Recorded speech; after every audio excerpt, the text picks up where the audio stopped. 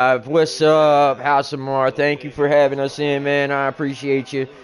ITP 5x5 is live and in living color. What's up? Glad you guys Bobbing in gathered. full Thanks effect. for hanging out. Quick recap now that we've got the simulcast down with ITP 5x5. We are in week 22. We're going to be recapping on one of the topics that we covered. And the first few weeks when we first started doing this, we was little babies out there, and we still are now, but we got our pampers off now. You know what I'm saying? We trained and shit, so We got our pull-ups on. yeah, exactly. You know what I mean? So yeah, we're just gonna be getting back into it, man. We're gonna be covering one of the major topics of horror conversation here in the House of Mark. Who is your favorite horror hero? You know what I mean?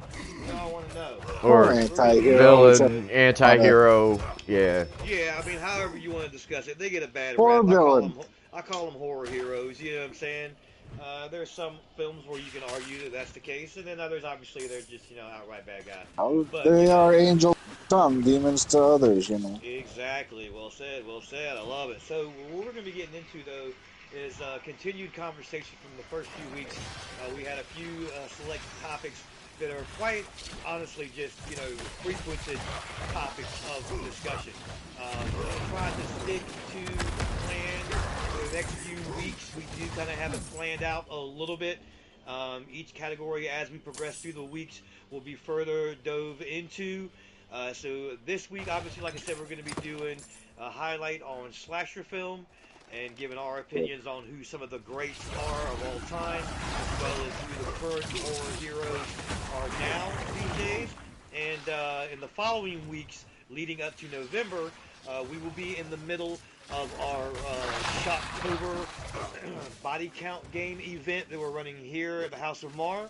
And basically, all that is, long story short, Savage Mondays, we meet in the Discord for a late night horror watch party. While we're watching that movie, we keep count of all the kills. It's called the body count game. So we're bringing that game to the stream. Typically, like I said, it's going to be for the horror watch party only. But in this instance, for this celebration event for Shocktober, we're keeping count of the body count. Right now, we are currently at 150 kills. We're going to be ramping that up all the way up until Day of the Dead weekend. We'll be on all of those days. But in the meantime, in between that, next week on October 18th, the following Saturday, we'll be getting into UFOs. And this will be a full-blown conversation. We're talking conspiracy theories, deep dives into our own Discord, where we've got plenty of UFO topics, conspiracy theories, and the like. We've got some breaking news that's been going on for the past few months that's going to be directly affecting us as a planet. We're going to be getting into that. We're going to be getting into what everybody thinks they know, what the government says that they know, what we think the government might actually know. We're getting into all of it, guys. If you got any worries or any qualms about the government knowing what you know, make sure you're coming in with your VPNs on, and make sure you wear your tinfoil hat, because we're getting into it, guys. It's going to be the first official deep dive UFO night, and I cannot wait. We're talking about aliens, UAPs, all of it, guys. Even down to your classic saucers and the big ships in the skies. We're going to be talking about the fucking drones and how they were flying around, what was really going on with that shit. You think about it. If you got something you want to discuss, make sure you're dropping us a line. We'll be fielding questions in the chat here on Twitch. You can also join us live, just like you can tonight, in the Discord video chat. You'll be in there on cam, live open mic. You'll be able to chat and ask us questions, deep dive right along with us. The Yeah, by week all means, following ask us after that, questions. exactly. The following week after that, 1025, we'll be revisiting another category where we smash two categories together. It's going to be a huge, massive monster encrypted deep dive. 1025, we're getting into all the monsters and cryptids you could even think of. You, gentlemen, here with the 5x5, will be tasked to find at least one cryptid in the immediate area, vicinity where you live. For Oh, that's most of easy. you, that should be I relatively can find easy. one for Absolutely. I can find one for where everyone is. And like I said, Yeah. the minimum requirement is just one. If you guys want to do more, I love that shit. Whoever's listening out there, once again, thank you for being here. Thank you for joining Bigfoot. us. I mean, Wes, If you Wes would honestly like is, to, Bigfoot. as I said, a disadvantage. He lives in Washington State still. I mean, there's really only one Bigfoot. cryptid there. and that's fine, like I said. But listen, here's Bigfoot. the thing. Here's the thing. Without really getting into it, but just to tip the iceberg, we know he's there, but we also know that there are sightings of them all around the world, go by different names, but how are they getting there? Are they going through secret passages? Are they breaking The the portals. fourth parallel? Are they going through portals? Trust me, there's plenty to Let's talk about. hold off on Oh, that. no, that's what I said. I'm putting a pin in it. I'm going to let him dive into it, but trust, for those that don't know and think it's just one thing, there's plenty to get into about that one guy or girl. I don't know. I'm not trying to, gender identify at all. I Okay. don't know. That's still part of the conversation for us to have. You know what I mean? So we're gonna give his time, but yeah, 10:25, monsters and cryptids. Of course, we'll obviously be observing Halloween. We'll be having a blast with that throughout Oh, the yeah. House of Mar. If you guys want to stop in for that, you're more than welcome. Or even if you do that, stop in, say hello, whatever. Just know you're always welcome. When you're here with us on Saturdays, as that's pretty much our only non-spoiler-free show, guys. We literally rip off not the band-aids, but the fucking tourniquet, and we let the blood flow. We literally talk about all Nice. spoilers here, so if you're afraid of spoilers, make sure you stay locked in. We'll give you the heads up. Usually we're tended to be like maybe 30, 40 minutes into the stream, and then we really get into it. So you still got about 5, 10 minutes before we get into that heavy. And then, of course, the final week of what we have scheduled for right now. I've got some other ideas. I'll be sending you a message here in just a minute before I announce that live. But I do have a plan going into November. Just a heads up. I just want to check one thing before I do it. Anyways, final one, guys, is planned. It's kind of a big one. It's kind of important. It will be a Day of the Dead celebration. We're going to be getting into a deep dive on the paranormal. It's going to be really, really awesome. Obviously, I'll be leaning on you a little heavy, Matt, but I think it's going to be a really good one. We'll have plenty of time to plan. Dia de los Muertos. Exactly. Challenge whatever you have in mind or any ideas you come up with. Just make sure you log them and write them down so we can discuss those ahead of time. Si, senor. I definitely want to get more content on that topic. Same goes for you, Wes. Anything you have is always valuable, my guy. I appreciate you all. And yeah, we're just going to work on the next few weeks together and kind of get this lined up into what we want to talk about specifically, just to be sure that we stick to the topic, because it's going to be so specific on what we talk about that I want to make sure we kind of cover as much as we can, because no matter which topic it is of the three, I feel like there's going to be a lot to cover, and that's fine. Oh yeah, If we can start on time, we've got almost 4 hours. You know what I mean? Well, that's the issue, is trying to start on time. That's right. But, hey, like I said, life be life, and ain't nobody's fault. You know what I'm saying? Life be lifing. We get it done when we get it done. You know, when we first started this, we did start at 7. We kind of eased into 7:30, just so everybody has time for family and food, and then get in here and get settled. You know what I mean? And then so today, yeah, we started closer to a little bit like 8:25 or so, and that's okay. You know what I'm saying? We're gonna get it done.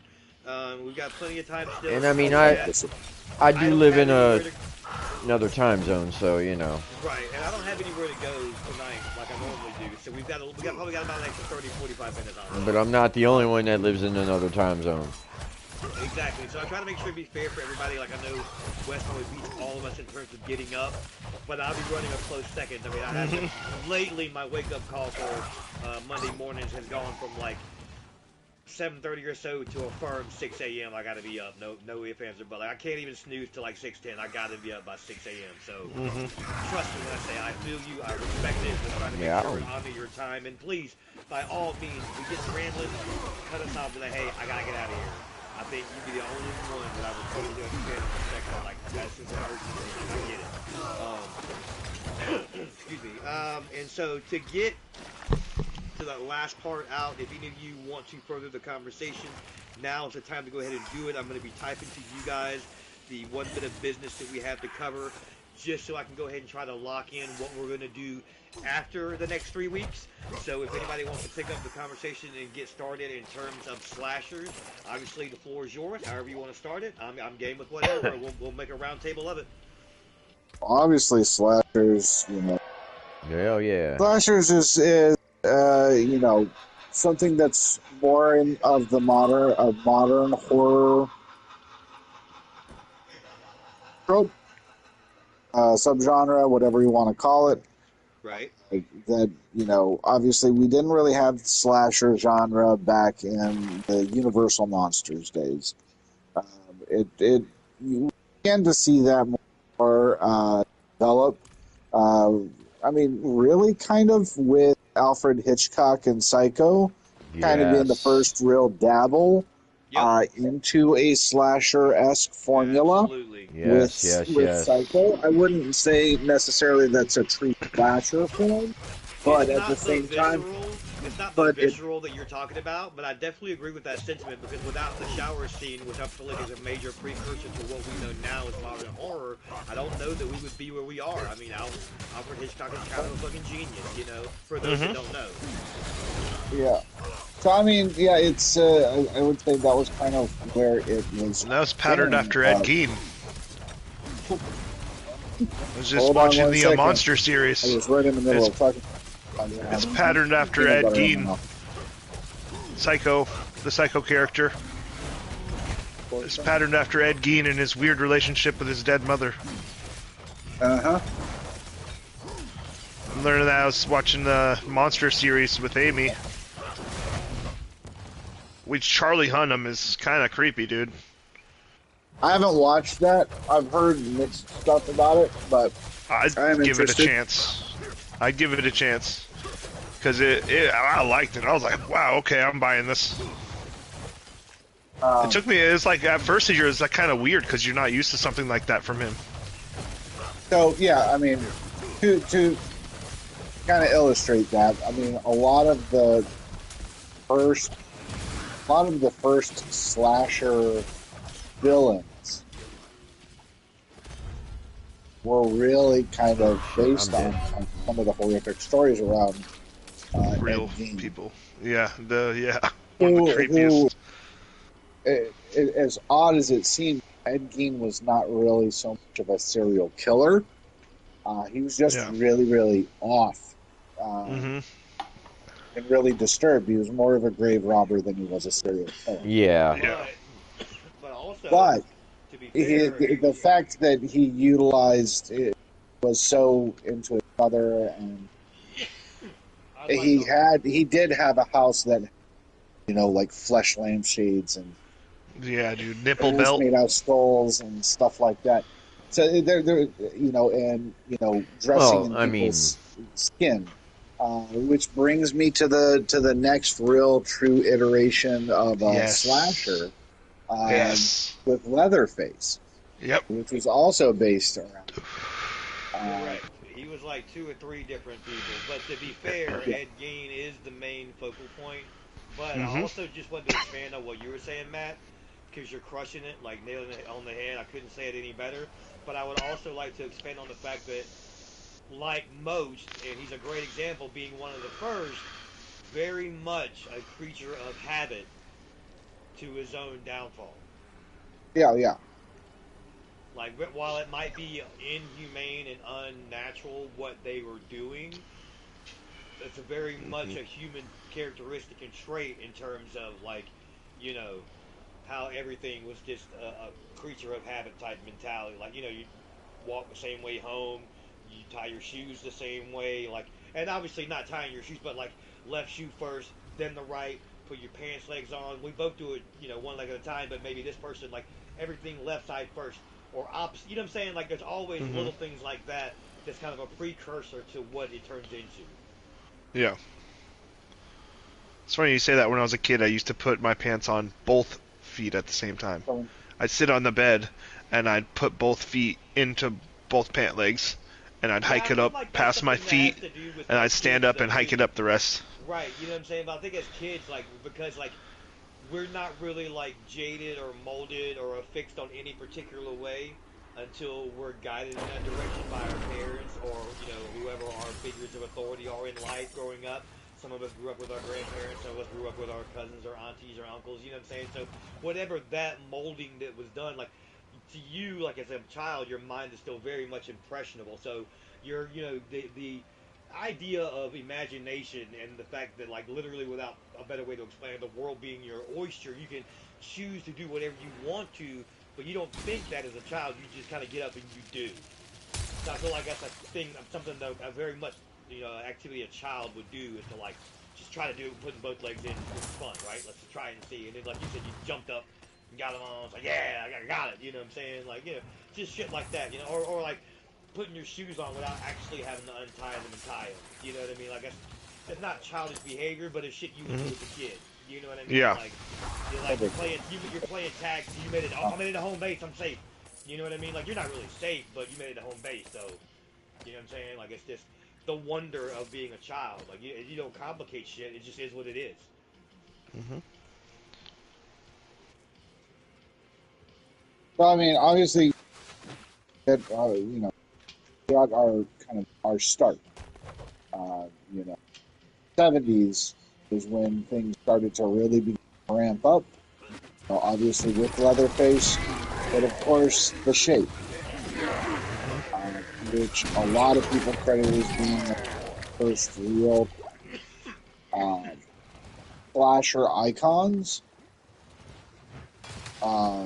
With good old Mikey Myers, who was, as much as Leatherface was obviously around the time frame, a lot of the more modern slashers that grew in the 80s more like a Michael Myers than they were Leatherface.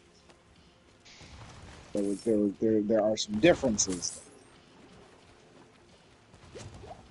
Leatherface was more about protecting the home.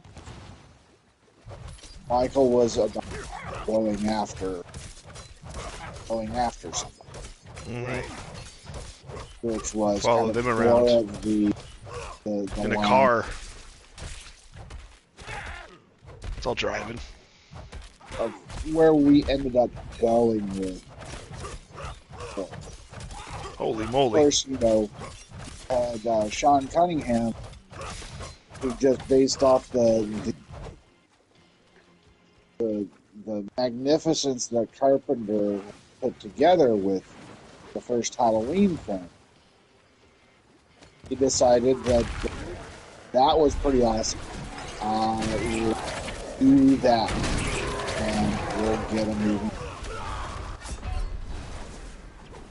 So he came up with the idea of Friday the 13th. He had no concept as to anything about the movie at all, except the name, and went off to pitch it.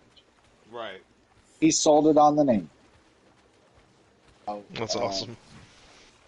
Before they had a script, before they really had a story, before they had anything going on, Sounds about they right. basically fashioned the first Friday the 13th more around like Halloween, where it was, except it was an unknown killer. Right? So it's kind of like a combination of Halloween, and then of course a little element of Psycho too, because there was a little more of a mystery element in regards to who the killer was or what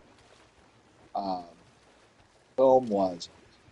So it's And then when it was obviously has revealed to be his become mother, famous. like that was Famous as as a horror trivia question, thanks to Scream, the real killer of the original Friday the 13th. Spoiler alert! And if you haven't seen the original Friday the 13th, you're on the wrong fucking channel right now. right.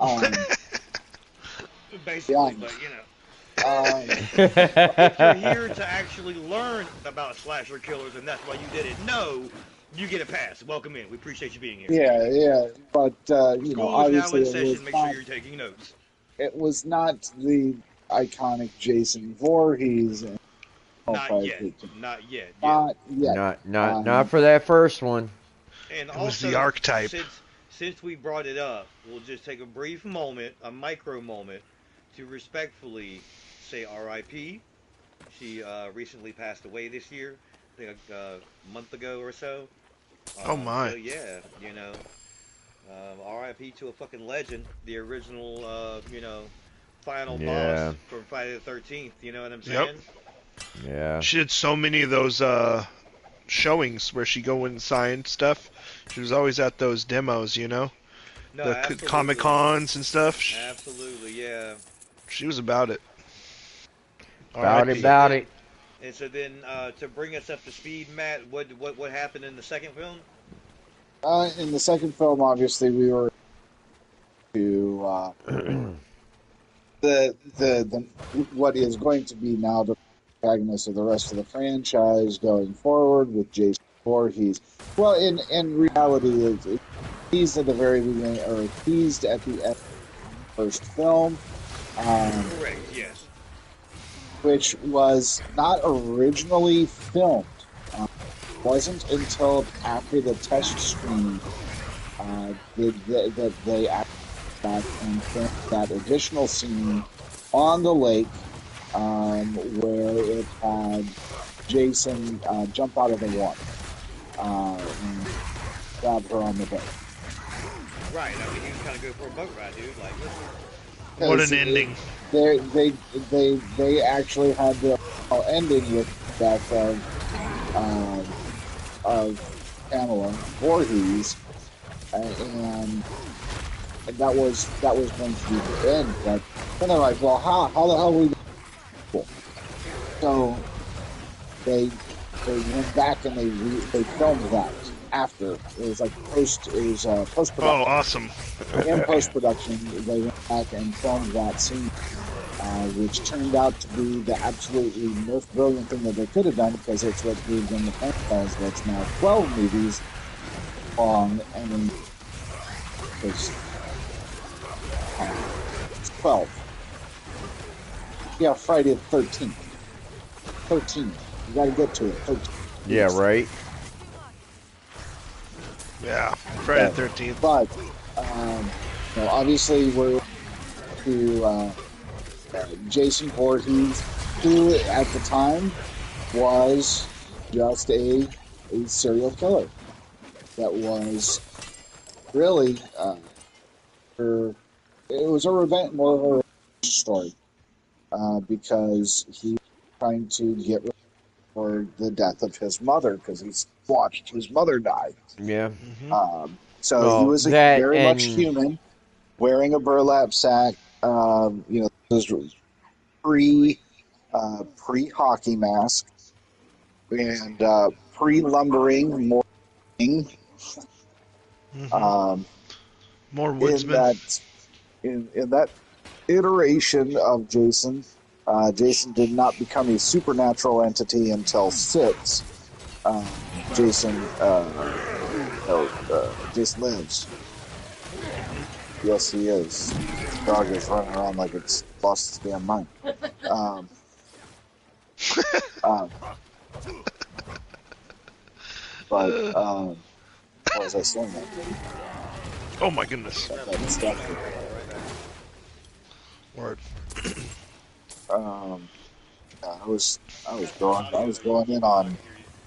I was going in All on right, Jason word. and kind of got distracted by the dog. Um, so yeah, that's where we're to squirrel. Jason Voorhees. Obviously, the success of Friday the 13th spawned numerous other horror films in the 80s that Intruder, Madman, Cookie Motel cutters. Hell. You have all these other Pumpkinhead. that don't really go into franchises. The Final Terror, which was very much a Friday the 13th type film. There's a ton, an absolute plethora of an overabundance of slasher films that start coming out. But amidst all of that, we have another king on the rise. Because another gentleman who used to be if I'm not mistaken, a college professor or an English teacher, who had put in his time making some disturbing horror films of his own, Mm. gets together and makes a little film for an unknown film company called New Line Cinema Put together Legendary. Yep. a Yep. an absolute barn burner in Nightmare on Elm What? with Robert Englund as titular uh, Freddy Krueger, which is kind of funny because actually Robert Englund was not originally cast as Freddy Krueger. That actually gentleman who was, oh shoot, why is his name in my brain? Walter Cronkite. No, it definitely wasn't Walter Cronkite. Damn it. Robert Stack? It was it was the guy who got The other Robert, right? decapitated. No, it was the guy who got decapitated in The Omen. Oh gosh, I can't remember that. It's the same actor who played the character. Who played his name is David. Hold on. Cronenberg? No, it's not Cronenberg. The encyclopedia of actors over here. Hey, listen, he's got it better than I do. I was over here throwing them off. I'm gonna be honest. Like, listen. I mean, nah, No better. for, I'm throwing for out real. wrong answers and shit. No, seriously, Matt's like a freaking encyclopedia of Hollywood actors. Like he's the best person on, at 6 Degrees of Kevin Bacon I've ever known. David Warner. There it is. Boom. Yeah, David Warner was originally cast as Freddy, but they didn't really I'm just like trying to the put some test respect on the makeup. man's name. They didn't like the original test makeup that they were doing for him, and he was also having some film scheduling conflicts that arose. So they were impressed with Robert Englund because of his role on V. Yep. And they were, let's get this guy in to read. They were a little nervous about him because he just seemed a little too wholesome. But once he got into character, they knew that they found their guy. Oh yeah. And fortunately, This guy's method is fuck. Like, you know. well, he took a lot of his anger in the makeup chair and translated that into his performance for Freddy. But my personal favorite, horror villain, and one that the concept of absolutely terrified me when I was younger. It still does. You know, the thing is with the slashers that came before Freddy, if you weren't in Haddonfield, you didn't have to really worry about Michael Myers. If you were not in or anywhere near Crystal Lake, you didn't have to worry about Jason. If you got away from Crystal Lake, you get away from Jason. You get away from you get away from the Howlett House. You Texas get away Chainsaw from Massacre. You get away from Leatherface, right? You don't go to Texas. You can't not fall asleep forever. You can't. For real. They tried. And every town has an Elm Street. Mm-hmm. Yes. And not sleeping makes it worse. Well, yeah, because you'll end up micro-sleeping. Exactly. The micro naps. Yep. So, yeah, I mean, the lore that was built. But, they jokingly say that New Line is the house that Freddy built. Because the popularity of Nightmare on Elm Street is what put New Line on the map. Yes. That's what made you really kind of root for it was like you watching it for Freddy, you know what I mean? I mean, and in and reality, it got absurd. Like the video game. Those one-liners were amazing. By the time Nightmare on Elm Street 3 came out, because Nightmare on Elm Street 2 was kind of a little bit of a departure, and a lot of people weren't necessarily happy with Nightmare 2. I know, yeah. We watched that for Bad Movie Night on Tuesday. But Nightmare 3, boy, that movie really brought him back and made him a cultural icon. He wasn't just a horror movie icon anymore. He was a cultural icon. Yep. They were selling lunch boxes with Freddy Krueger on it. Yep. Yes. Posted. They were marketing a child man, I'd killer love to get me one of those. to kids. To kids. Really? You know. Yeah, and- fucking the knife glove and all that shit. Like, I remember that. I remember that Halloween costume. Yeah. When I was a kid, that's all I wanted for Halloween. Yeah. Never could afford it. Nope. Because they had the But good I one. always wanted the Freddy glove, and I always wanted, like That's why a you Freddy have one mask. now. That's I do have one now. That's why I have That's it. sick. That was getting that Freddy glove was literally like completing That's a so sick, childhood dude. dream. So I want one. I want this is gonna That's sound how I real. get a Freddy costume But I for want a Halloween. real one. Like a sharp one? Yes. Oh, damn, what are you planning? yeah, I know. Yeah. Home invasion's on the rise, dog. I'm just got to say. Hey, I live in Right, it's Texas. home protection. Just say it's home protection. I live in It's for Texas. home defense. I swear, officer, this is for home defense. Right. Just saying, I live in Texas. Like, you never know what's going to happen here. Oh, you can. Oh, it was this. I chose this. I chose Home this. Home defense, home defense. Imagine getting flies with that. Bro. Slice Yeah, them. exactly. Just cutting the wings off, bro. Like, Pull Edward Scissorhands to some hedges. Right. got it like that. You know what I'm saying? That's all. Cut above the wrist, That's trouble to me. Travel to you? Yeah. Going to the Helltide. I'm about to die. Oh, hell no, dude. What? You gonna snatch you run to a helltide? That's crazy. Yeah, I'm about to die too. Crazy. Let me come back. I got Run. it. Nope. You're almost up to me. It won't let me. We're almost out of here. There. I'm out of the Helltide. I got fucking bats trying to roll up on me and shit, bro. What the hell? Bats? Rude. Hell yeah, bats and werewolves and shit. Where are you? Here. I'm inviting him, because, Yeah, y'all always leave me behind. Where do you think I was?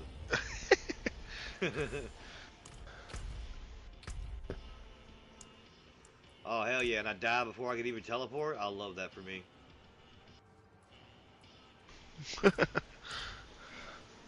Wait, That's I can't even funny. I can't teleport the map. What the fuck?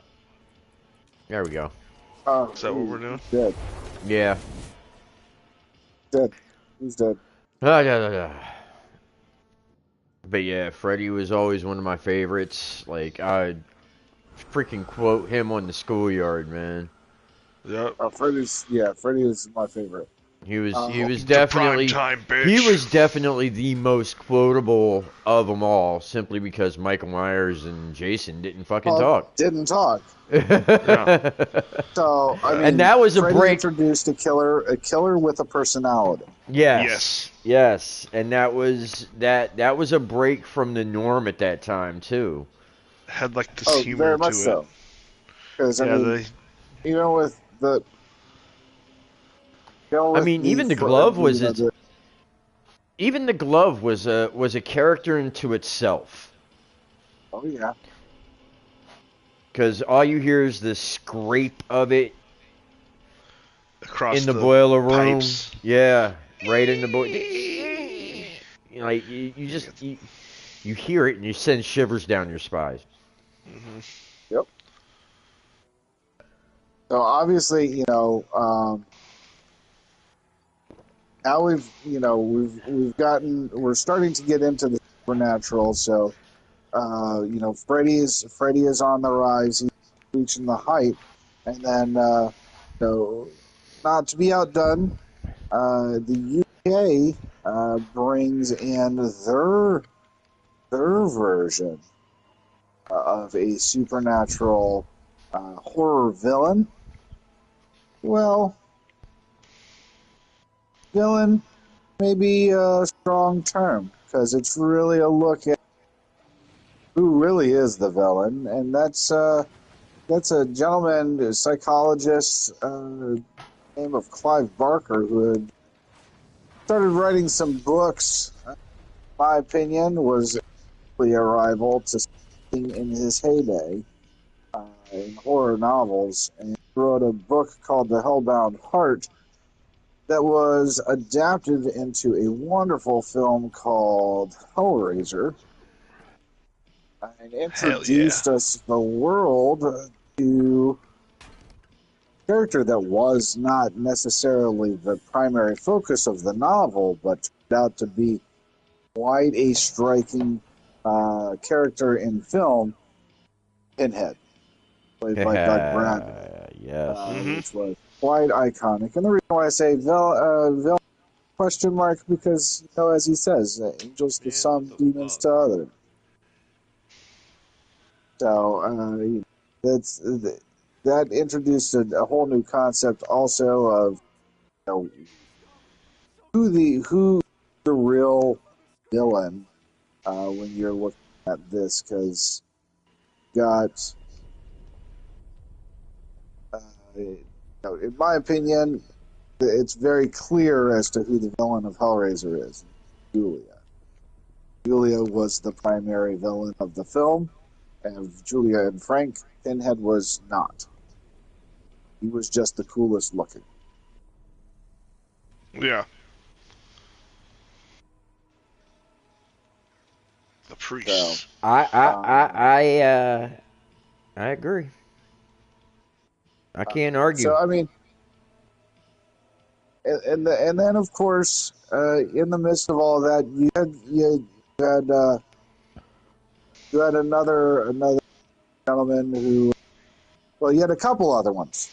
You had Don Coscarelli, who had come up with his own mythos, which was far more, horror sci-fi or surreal in Phantasm with the Tall Man, which is a widely forgotten horror Franchise?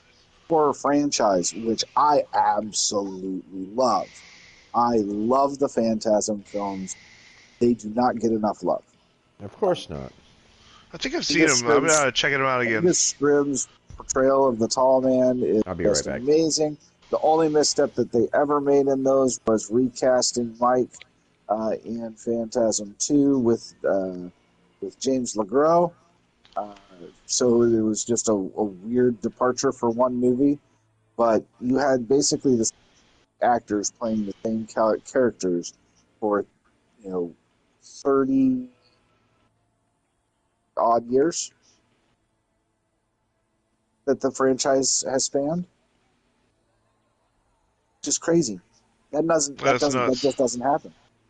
And No, they all stuck with it, except for I one mean, look, change. there was one change, and that was for one movie. That was the person. Yeah, I gotta watch this. Yeah, I because have then them on Mike came back. my service. But that's because the studio for Phantasm 2 wanted somebody who had more of a name. So they recast Mike with James LeGros, who had a little bit of a name at the time. It just didn't Okay, work out. jumping on some hype. Yeah, Holy moly, it's getting messy over here. yeah, it is.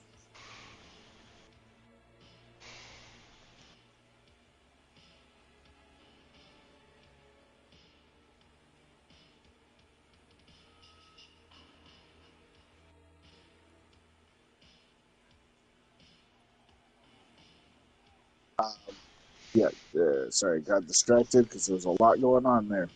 Yeah, Where seriously, dude, was it got I crazy. Holy moly, talking about? what is Phantasm. going on? And then, of course, you also had Charles Lee Ray, a.k.a. Chucky, uh, who also stepped onto the scene right around that time in the 80s. Yes, Chucky. So Hi, I'm Chucky. Wanna play? Child's Play played on a year that hadn't been really exploited that much yet. I mean, there had been some films prior to Child's Play, that had delved That had into, like the the living doll toys. Ooh, I uh, died. type horror, but Mm-hmm. none did it quite as effectively. Are you talking about stuff like Child's Puppet Play. Master? No. I'm talking about like because Puppet Master was definitely not before Child's Play. That was Okay, after. that's Uh, after. I'm talking about like movies like Dolls and stuff like that. Magic, which dealt with with Anthony Hopkins, which dealt with like a living ventriloquist dummy.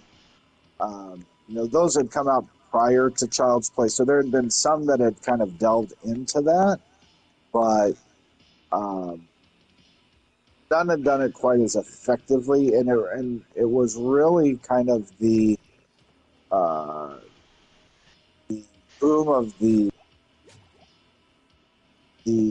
Cabbage Patch Oh, Kids at the time. It also really helped with the popularity of that franchise because that was a huge thing at the time. Yeah, there's a lot going on here. I keep getting. I keep dying. No, I keep on trying to revive you. Oh, I'm dead immediately. It's literally that I was revived to die. Yep. Well, I just brought you back again. I'll pick up your There shinies. we go. Hey, We'll move. We'll move out of here because we're continually it's getting restarting crazy. now. Yeah, let's teleport out of here. So before you No. get too far past your point, I also just thing too I know about is like also with the whole doll story and whatnot. There was a crazy episode of the Twilight Zone that dealt with some shit like that too, Yes. Yeah, Yep. and that's also a point of that was reference. such a great episode. Yep. So But they yeah, I also mean, akin that one to a lot of the story behind like the Annabelle doll and stuff like that. But that just comes with territory, I think. Where did everybody go? I just travel a little north. Uh,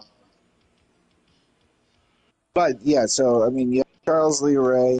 So at this point in time, you really have the '80s, the big heavy hitters of the fleshed out. Right? These are the franchise kings. I'm about to die.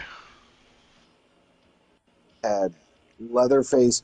Leatherface was still holding on throughout the '80s.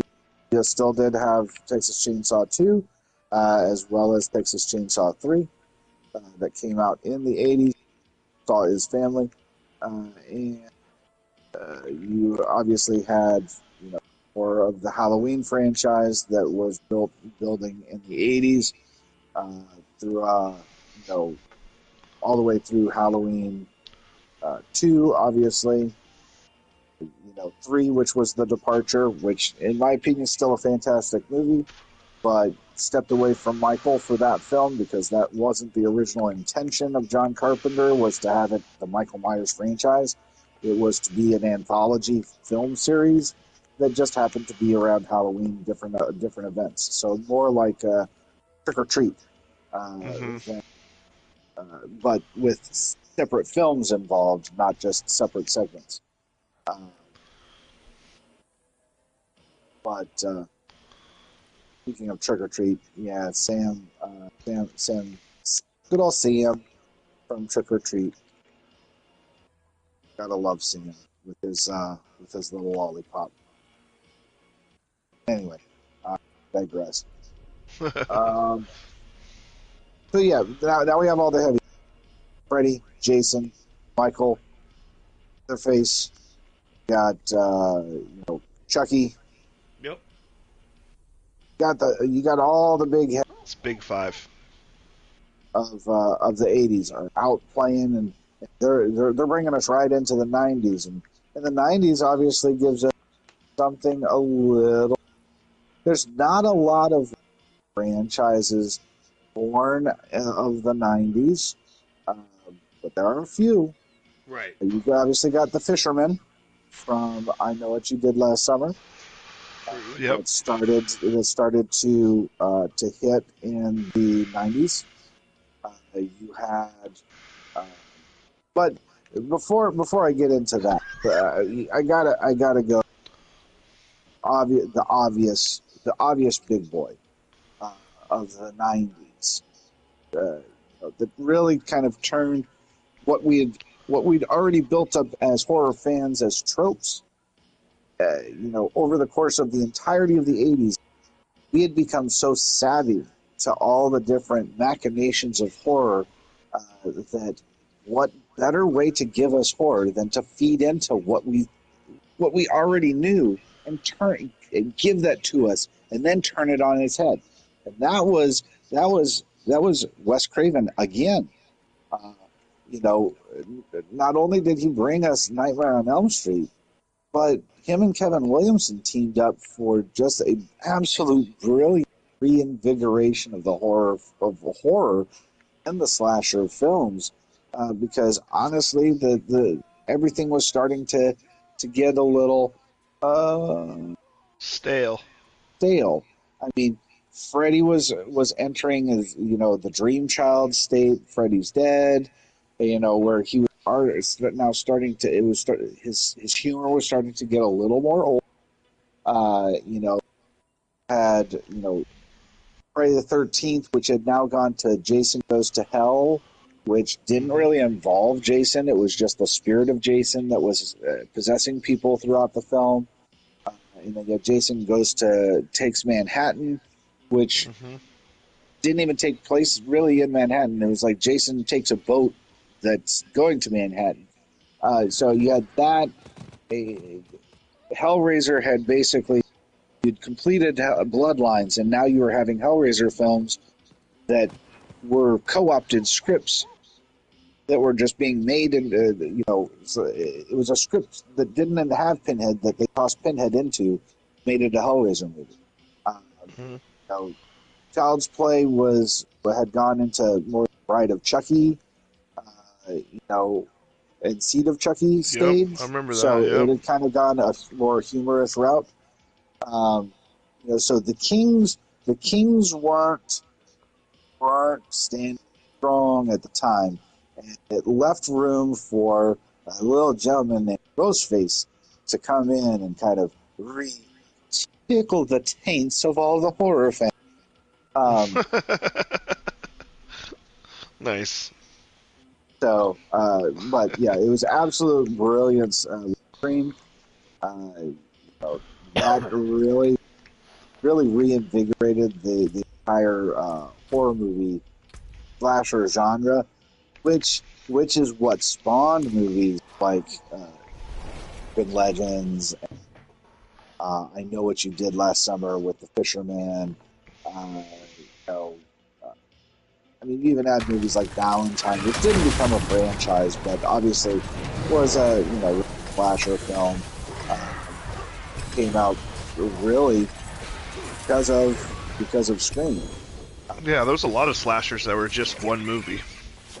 Oh yeah, absolutely. They were like the ones that went right to DVD, or like like just only in theaters, or. Oh yeah, yep. It's like they made them like cookie cutter. Obviously, trying to think here, because there really wasn't a whole lot of icons born in the 90s. Death, Final Destination. Yeah. Born in the 90s. That's a franchise that has lived for quite a long time. About Candyman. Yes. Yeah, he's definitely noteworthy. Candyman. He was born in the early. Tony Todd, man. R.I.P. brother. Another one gone R.I.P. Yeah, seriously, man. I was just watching Hatchet. Finally it started working on my Prime. It took forever, but. Yeah, Hatchet was an early 2000s. Call of Duty Advanced Warfare. That has Tony Todd. It has Tony Todd in it. Yeah. But and Kane Hodder. Has Candyman in. Yes. Yep. Kane. Wishmaster is another one that came out in the 90s. Yep. I like Wishmaster. Only because Wishmaster was you said awesome. Tony Todd. Tony Todd was in Wishmaster. Kane Hodder was in Wishmaster, and so was Robert Englund. Yes. So it was kind of like, hey, you have all these horror icons, and then Robert Davi's portrayal of the Wishmaster was just You can do incredible. The Mangler with Robert Englund, where it's like that machine that he Yeah, feeds it's based people. on a Stephen King story. Yeah, such a good movie. Yep. Freaking Mangler. I think Warlock is in there too. Yeah, Warlock was there. Yep, Warlock was the originally. Take a nail to the footprint, hammer the nail into the footprint. That was awesome. He's like, ah! Warlock was right around when CGI started to become a thing, because if you watch Warlock, it doesn't stand up that well. No, I just watched it not that long ago. Really So felt like funny the looking. CGI was something else. It was, but at the same time, I mean, back then, Julian Sands was amazing in that movie, man. Oh yeah, well, him and You Richard. gotta remember, that was also a time where it's like, so there was a lot being done with film at that time, like Matt's talking about, you know what I'm saying? So we were seeing little fledgling approaches to CGI that now obviously just don't hold up. But the point is, though, is like a majority of those films, even though they were on the cusp of something new, they very much depended on the acting, because obviously at the beginning that's what was most important. But before they could really be overshadowed by practical effects or the advent of premature CGI, we'll call it, it was definitely still heavily reliant on a quality actor. And I think that was what really yielded some of the best horror films. The fact, like, some of these guys may or may not have been known as some of the best actors out there, but when they played those roles, they were. Like, like you said, Julian Sands in Warlock, like his portrayal of that role was what made that film. You know what I mean? Like, Yeah. Yep. Well, Richard Grant did a fantastic job too. I mean, honestly, Like, Warlock's the yeah. only reason why I know the name Julian Sands. Like, right. Never watched Gothic. No, he was in Gothic, but there was. okay. I mean, the thing is, I knew who Robert Englund was before Nightmare on Elm Street, because I was an adamant fan of V. I loved V. And, Michael Ironside and all them were in V as well, so...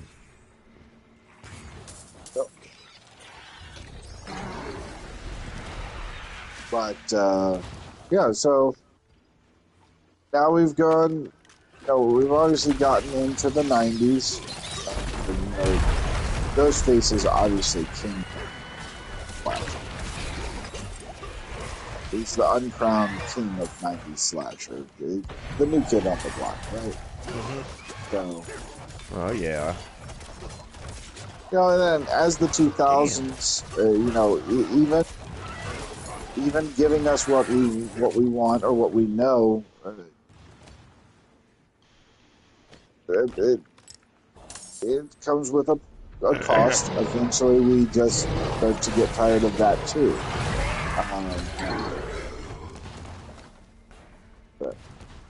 I think a lot of the reason it kept its luster, though, the mystique and the lore and whatnot, was because there was always this revolving door aspect of who done it.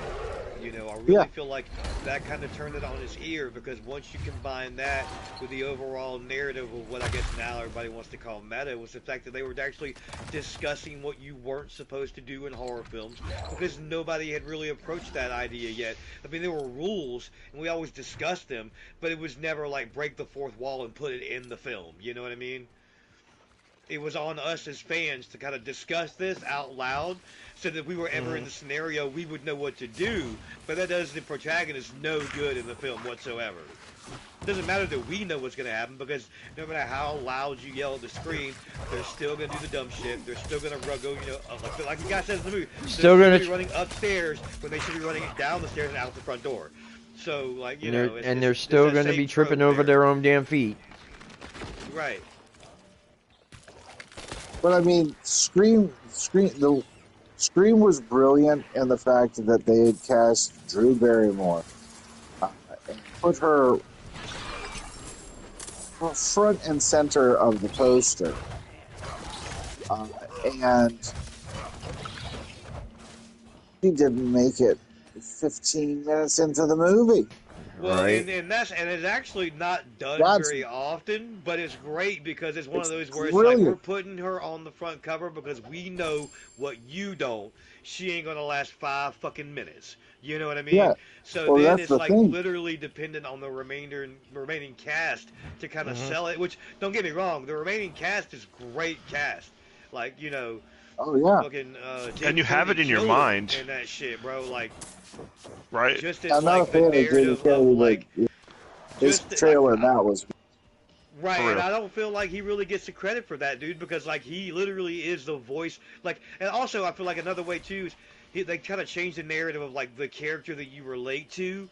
You know what I'm saying? Because like he's literally has like a break the fourth wall kind of like look to what he's doing, like telling the audience like these are the rules. This is how we're gonna get fucked up. Now watch it happen. You know. And it does, like dominoes falling. You know what I'm saying? Like bit by bit, piece by piece, it all comes together and plays out exactly how he said it would. Only the parts we don't know is what the reveal is. Yeah. What's your favorite horror movie? You know what I'm saying? Like Right. that's literally the number one question. That's how you start the conversation. Bottom line, because that's like the Yep. precursor to all the other questions. It opens the floodgate. You know what I'm saying? Because then you get into your favorite kill, your favorite slasher, your favorite killer, your favorite monster, all of it. It all Yep. starts Yep. with what's your favorite scary movie. I think that first kill too, it's like people you have the starring these actresses, that you're like, okay, you're invested with. They're gonna go to the end of the movie. They're gonna be the one to live, and they're gonna make it, right? Then you see like they kill her right away, and you're like, what? It's like one of those first times where you they take the flipped it biggest around. who was at the time the biggest name in film. Yeah. Drew Barrymore Oh was yeah. the biggest, Oh most yeah. famous Oh name in yeah, film. Billing absolutely. on The everything. fact that they wipe her out in the first 5 minutes of the movie, like nobody's safe in this movie. All That was right, the Yep. I whole got one. purpose of it. I got one, man. What was her last project before she did that movie? How long had Who, it been? Drew? Yeah, how long had it been? Oh, it had been quite some time, It'd been a actually. while, yeah. I think never been. Hmm. Oh, it wasn't never been kissed. I was gonna say it probably was something like that though. Yeah, Yeah. because I would go so far as to say that kind of like not revitalized, but definitely put a spark back on her career. Oh, it did. It And a was lot of people, the Travolta and again, one. let that just be a reminder how even though they throw so much shade on horror film, it quite often is going to be a launch pad for many a career, whether it's revitalizing it or starting it out for the first time. It's going to be a horror film. Yep. Yep. Absolutely. I mean, think about what Drew Barrymore's first freaking movie was. It's a horror film. Yeah. When she was a child actor. Firestarter. Yep. She was a younger. She did it when she was younger, didn't He's she? in ET before Firestarter. Yeah, E.T. Oh, That's what yeah. it was.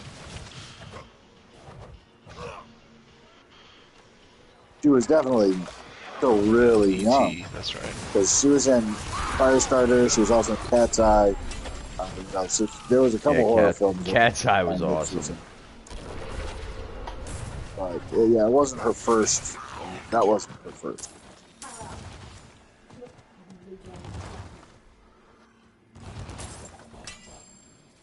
But I digress. We're talking about Ghostface. And we were getting into the 2000s. Yes. Obviously, 2000s, we've already kind of covered it. Everybody dressed as him on Halloween.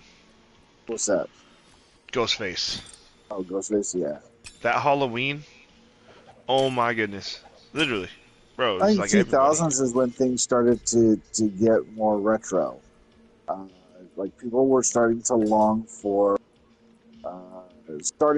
for the same tropes of the 80s The The back.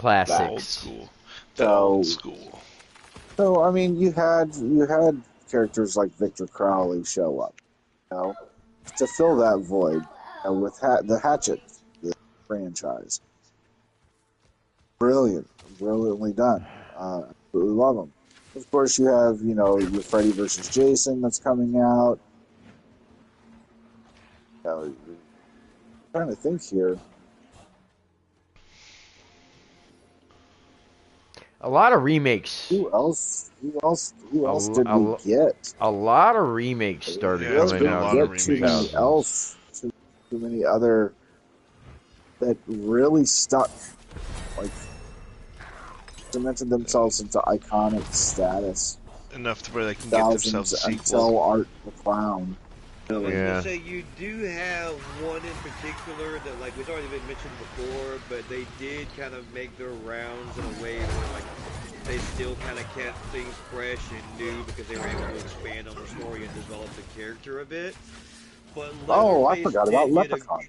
Leatherface Oh, did get a pretty Leprechaun. good Leatherface did get a pretty good run Oh, for a little yes. while there, just in terms of Leatherface how came they. back with the Michael Bay Platinum Dune, or with the Michael Bay Platinum Dunes remake, which that remake of Texas Chainsaw Massacre, wow, that Yeah, was that was awesome. with the That army. was awesome. I mean, as much as I love the original, that Right. remake was awesome. Yeah, All you they have did to a do is really good watch it. job. The first time I watched it, she's in when they picked up the hitchhiker, and she's in the back seat, and she pulls a pistol from, Yep. somewhere, Yep. Yep. Yep. From and Back within. pocket. she, Her back pocket. Yep. yeah, well, I want to call it that. Uh, I mean, change purse, whatever. Like, Yeah, Change she pretty pulls purse. it much. from the, that's the yeah. only colorful metaphors I can come up with right now. Don't put me on the spot. You know what I'm saying? Like, listen. We'll say her purse because it starts with the same letter. Right. Um, Close. Yeah. so it's close. But then she obviously commits, she unalives herself in a very violent way, and her thoughts go flying out the back. You Hmm. could say that. Absolutely. And when the camera pans through the hole in her head and out the back Correct. window before the head falls, before before she slumps, I was like, "Holy shit, that's fucking brilliant." That So, was a camera shot that I had never seen before. another I name was like, for you, "Wow." Yeah. in this franchise while we're talking about it, that I'll go ahead and drop. Because the one you're talking about is 2003, right? Yes. I'm gonna Yep. send you a picture. I'm gonna send you a picture, but believe it or not, I'll put it in the chat. I have that poster sitting right next to me in a frame. The Platinum Dunes. 2003, the beginning. Yeah. Witness to Birth of Fear. Yeah, I have that one with him like basically walking away and Yes. shit. Yeah, like that's one of my favorite ones. I have it. The one that dropped though, make sure I get the year right. Was it? It's one of Yes. those hard All to right. watch. It's like, ah, Because they All had right. the should like, remake, then they did the beginning, which was So the sequel to that remake that had Arlie Ermey, both of which had Arlie Ermey.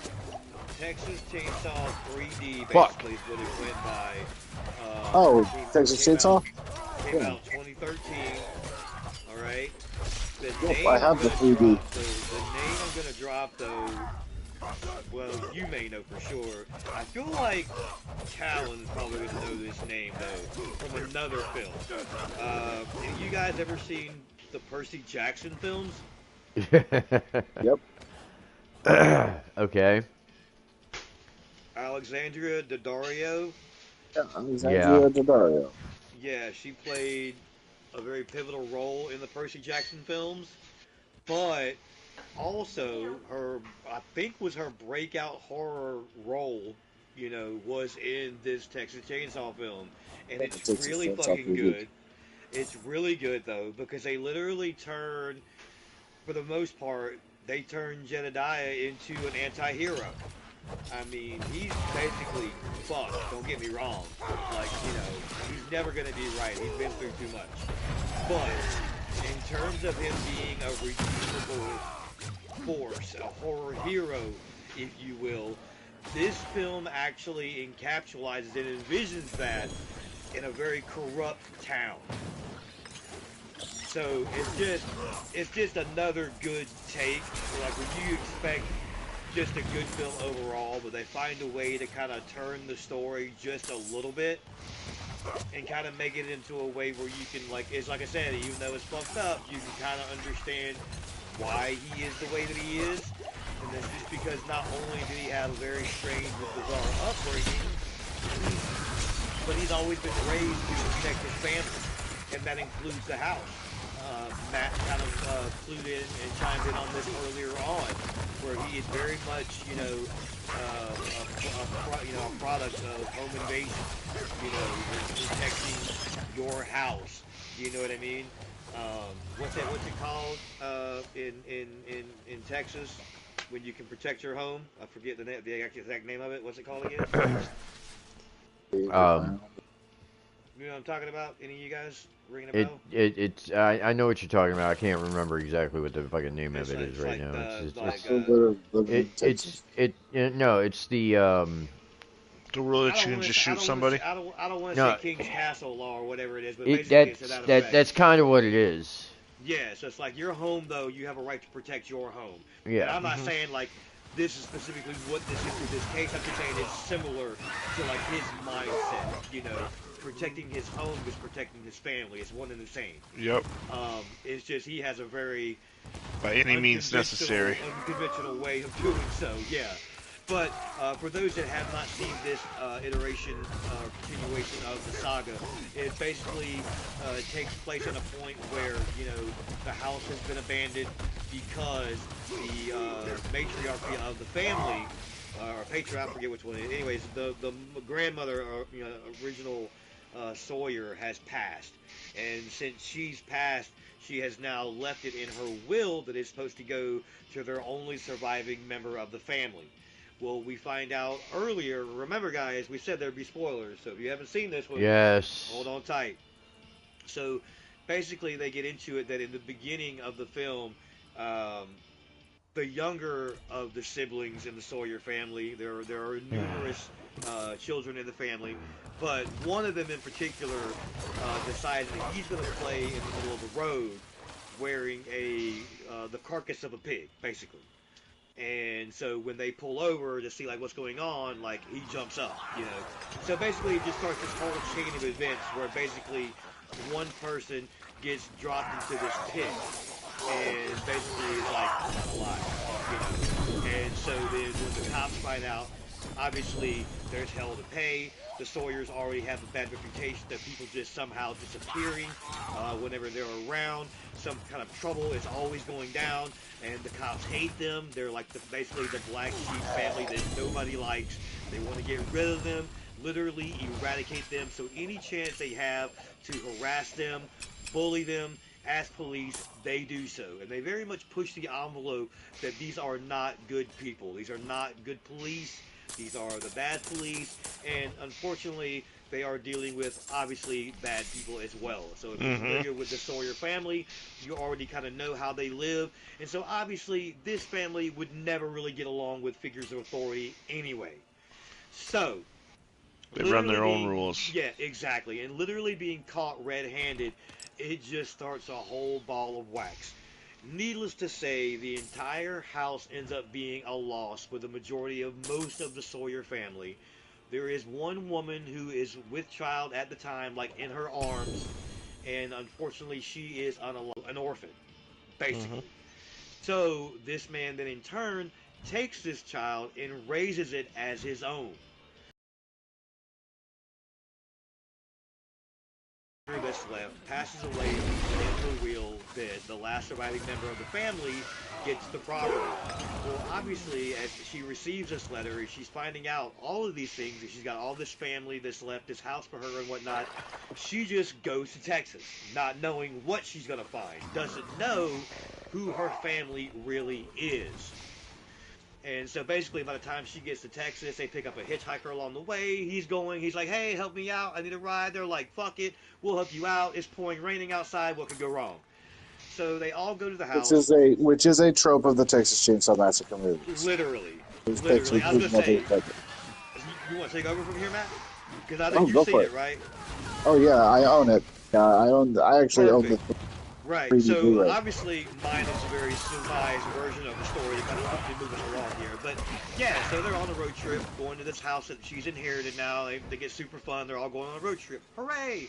So we're on the way with this random stranger, good guy in the car, just so you know. And they get there, and she has a meeting with the lawyer and whatnot, and he's like giving her the paperwork and trying to explain stuff. You know, obviously everything's new. She's not really listening.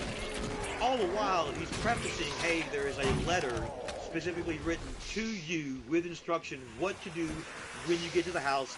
It'll completely fill you in on everything. Everything you want to know is in the letter. Make sure you read the letter.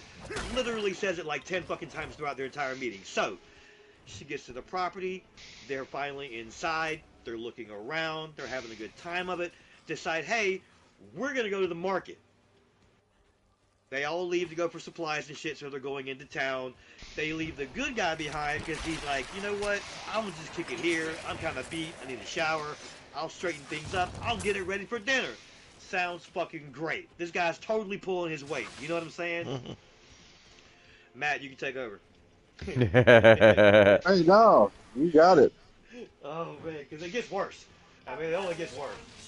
So this guy literally is like the shining star of random people to meet. Like, you want this guy in your car hanging out. He's such a good guy that as soon as they're like not even dusk down the dirt road and gone around the corner, he's literally in the house, upstairs, looking around, finds a sheet, and what do you guys think he's doing with the pillowcase?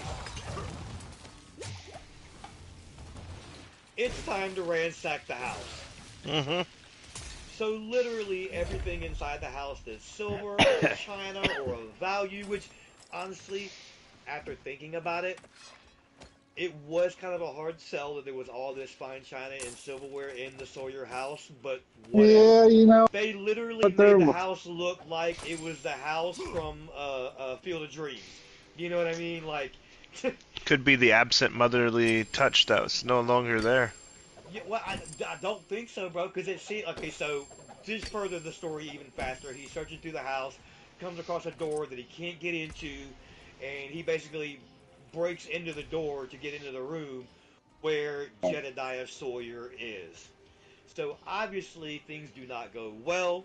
He is immediately dispatched by Jedediah Sawyer, dragged back into the room. The door is shut, just like we've seen in the original film, and these guys are still in town.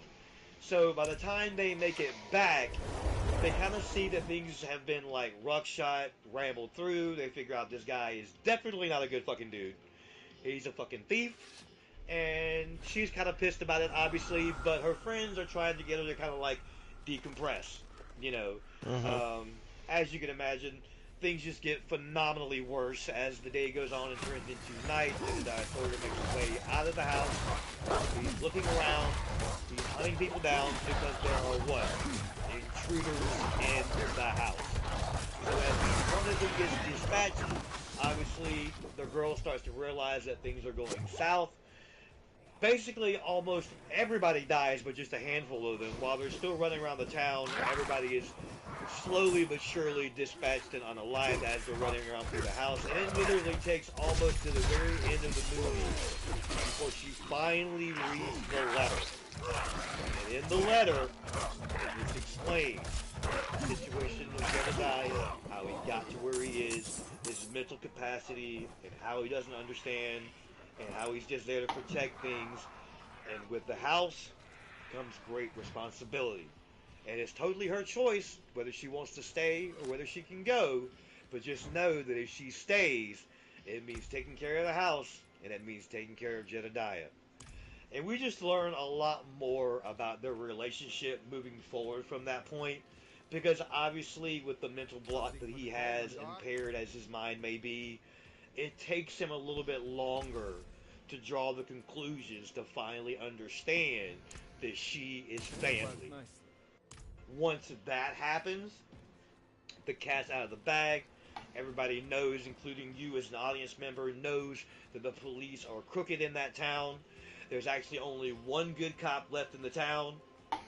And, there's a delicate way to put it, but it's very beautifully done in the end of the movie. And one of my favorite lines personally is towards the end, Jedediah is pretty much just getting jumped and beat up on pretty good. And here comes his cousin in to help him and give him a hand. And basically, in a nutshell, she kind of stops him from what they're doing and throws him the chainsaw and says, "The best thing I've ever heard in any of the films. Do your thing, cuz." And I gotta be honest, never more had I ever rooted for the good guy to be, or the bad guy to be the good guy, all of my life. It's a great ending to the movie. It kind of gives you that finish that you really want. Icing. Yeah, they literally send him to the wood chipper. Only it's not a wood chipper. It's kind of how they grind up all the fun stuff from the cows to make the hamburger meat. So yeah, And then, as this is happening, as you can imagine, there's lots of crazy shit that's been seen throughout the movie. So the good cop has pretty much seen all the bad shit he's ever wanted to see in his life. And as he's watching from the balcony of all this stuff going down, he's at the top of the meat plant. And he literally looks at the last remaining bad cop go down into the meat grinder. And basically quotes him from earlier in the film and reminds him, you can't escape the good book or something like that. Basically alluding to, an eye for an eye. So, it's just a really good film. It's a really different take in terms of the lens and the scope of the narrative. Like I said, I think it's just a great turn at Leatherface being the anti-hero. And it's just really fucking cool. Yeah, Hell yeah. it is definitely obviously with that, and then the They make you Netflix dislike the original Dispatched. was amazing. and by the way, that is called the Castle Law, by the way. Awesome. Okay. I can remember if I was remembering that correctly. We most recently joined all the insanity of open carry here in my state, so I don't really go out as much as it is. Now I'm super sketched out about where I go, and I make sure and pay attention to everything. I don't readily put myself in places where that's a thing. I like to make sure and enter buildings where no weapons are allowed, like the bank. So, I'm not against it. I understand it and I respect it. I'm just unnerved by the individuals that don't. So, Respecting nobody. You pay your taxes. Oh shit.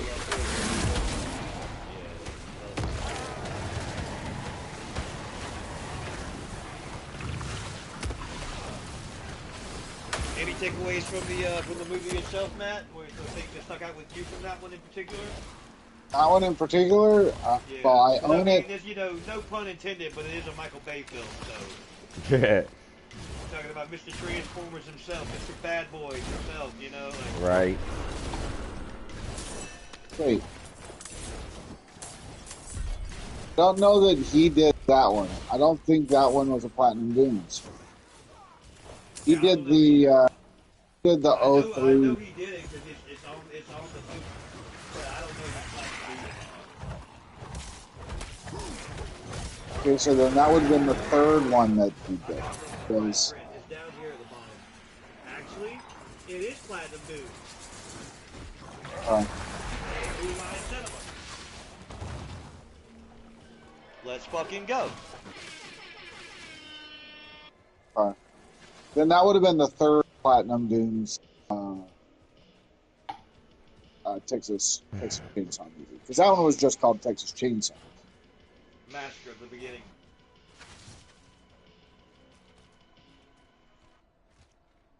I don't know if that's the one you're talking about, but the one I've got. There's two. There's 3 different movies. There's Texas Chainsaw, which is the 3D one. There was the remake. Then there was Texas Chainsaw: The Beginning, which was the sequel to the remake. Both of those had R. Lee Ermey, sheriff. There was Texas Chainsaw, which was 3D, had Alexander Daddario as the long lost sibling. Correct. That was separate from the other 2. And then they did the Netflix original, where the shit was fire. Yeah, dude, them those filming were them. 4 in the 4 Texas Chainsaw films that were done in the. Oh wait, no, they had Leatherface also. They all That bust was out their in phones too. on the bus. It was kind of like the like a Texas Chainsaw prequel that dealt with a young Jedediah Sawyer before he became Leather. That film too. Yeah. So. Yeah, man. 5. So there's been 5 Leatherface. There's been more Leatherface thousands than there were.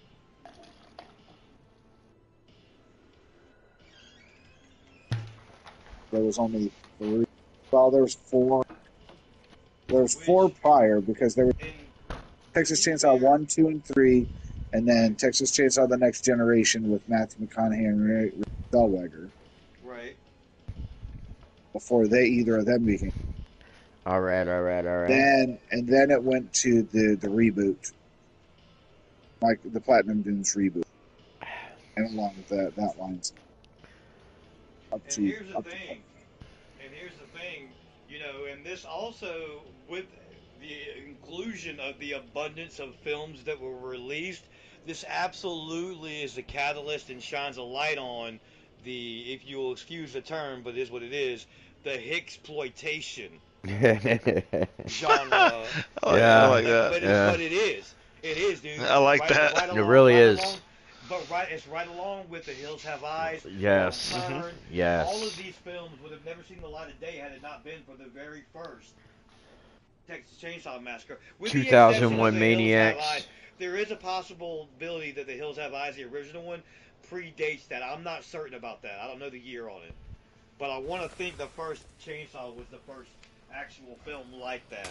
I mean, there have probably been others that have approached that idea, I'm sure. Oh my God. Yeah. I'm dead. Yeah. That's what you get for playing without me, you know? Alright, I sent that picture in, so you should be getting that.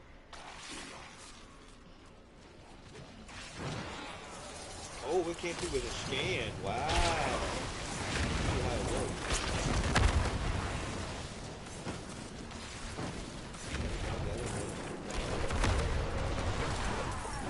Oh, there it is. Okay, cool. Good fucking lord, yo. Come in and just decimate shit.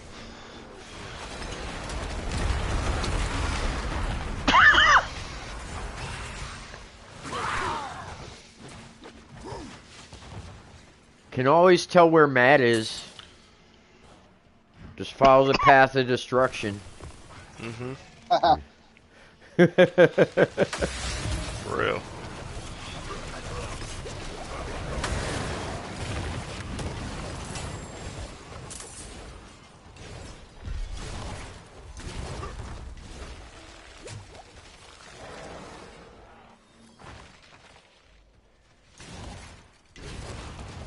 Everything in my head.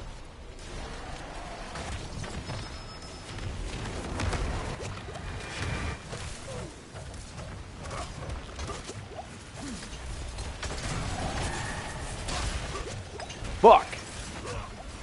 Yeah, I'm getting my ass beat.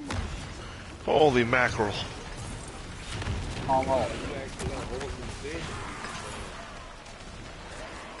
Well, Yeah, right now I'm just trying to... I do now. No. I'm just picking up all this shit that Matt's left behind, like... I know, there's quite the bounty. Alright, right, there you go. That's a better picture now. I don't know why I wouldn't see that scan. I'm deleting that. That's crazy. Straight up send you the scan instead of the picture. That's funny.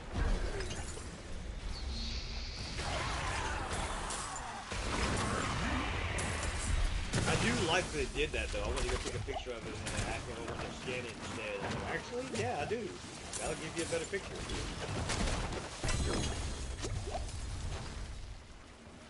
Kind of fucking cool.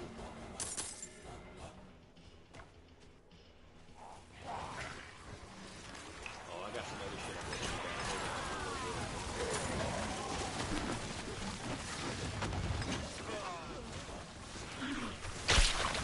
I'm going to I kind of feel like I'm cheating because I don't have to do anything. Just follow Matt. Now you're getting it.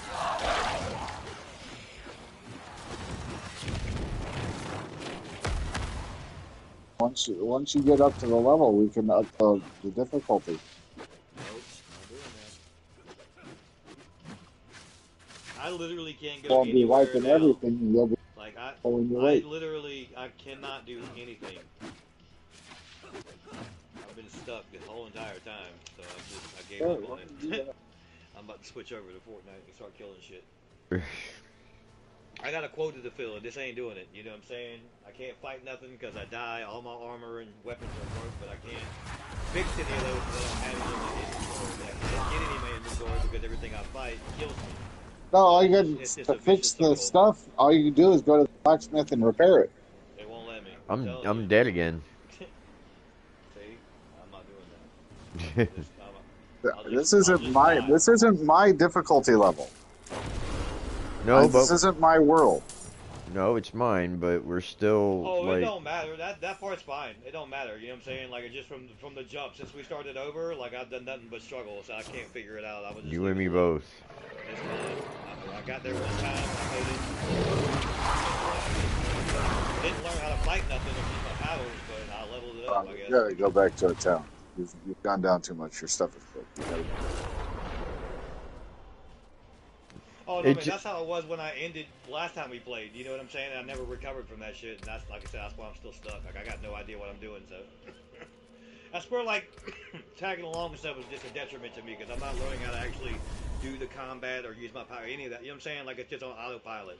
Yeah, that's really, kind of what I'm I'm. with you guys, and it's great, but that's why I stopped playing Borderlands, because, like, I can't do, like, autopilot don't work for me, because I'm not figuring out. I feel like I'm doing a disservice to you guys at that point. Like, I can't even help you get through a fight, you know what I mean? Like, they sneeze on me, I die. Well, here's necromancers are squishy. Well, here's the thing. I mean, as far as I know, is the way that I see this played is if you respawn is when your shit dies. I don't know. First season we were playing, I was fighting. It was okay. I didn't know what I was doing, but I could at least get through a fight. This one, I can't even fight nothing. I'm like 3 swings in and dead.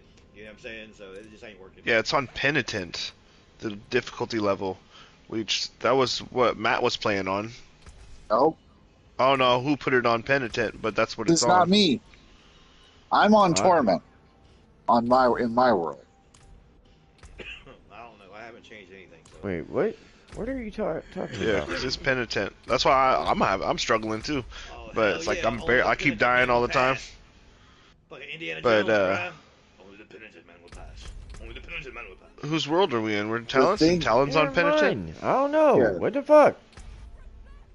You might, well, So if when you play with somebody, it'll be on their difficulty, whoever's world it is. The next time you play, it will be on that difficulty. So it's like you play with Matt, travel to and it was on Killin. his world, and you got his difficulty. Wait, do what now? So all you need what? to do is go to Karagar and change the difficulty at the. It looks like a big wheel on the map, Where the fuck is but it's Karagar? the little. It's like a statue where you can go change the difficulty. I got it.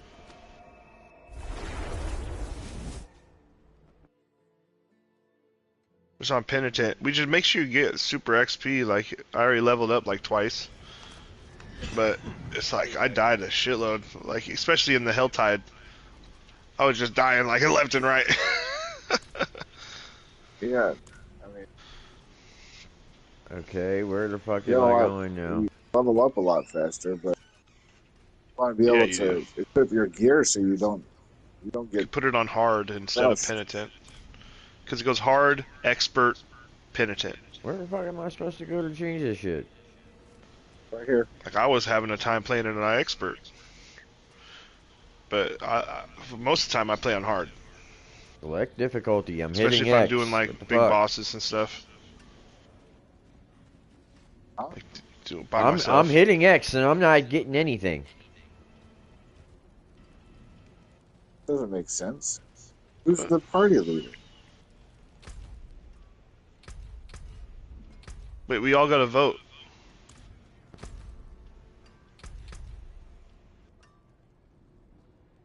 All got to be there. No, we don't have to be there. It should pop up on our No, thing. I'm party leader. But it's not letting me change the difficulty.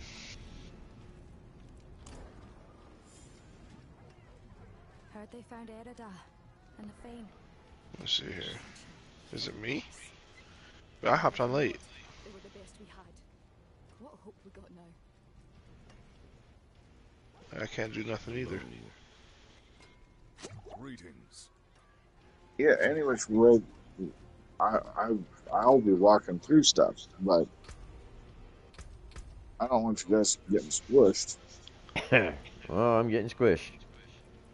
Me too. Can't take the blame for Even this. though I'm a badass sorcerer. You know, no big deal. So you Take the blame Who's for gonna this change one. the I difficulty? will. Are you gonna try to change? Who else is gonna try to change it? We all have to be there for it to work either way. I think it's a vote. Like it sets up a vote, No. and No. yeah, because somebody changed. Somebody went to select it last time when we were playing, and I got a little prompt saying, "Hope, No, do you're you not want to wrong. vote on this?" You're not wrong. And then I That's vote on correct. it. I'm just simply saying everybody has to be standing around the statue in order for it to do it. Otherwise, it won't.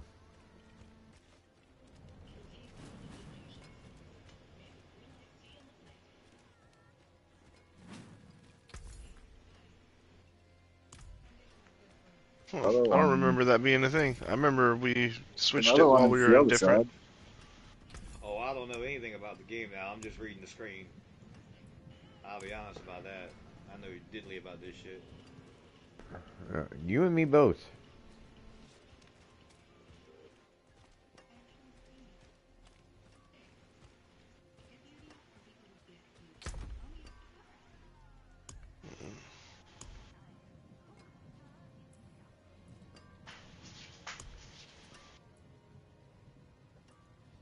Oh, figures. My Okay. unique right here. slashing axe is -6 from Dang. what I got right now. What? Teleport to Kyovashad. We're all at Kyovashad around the statue.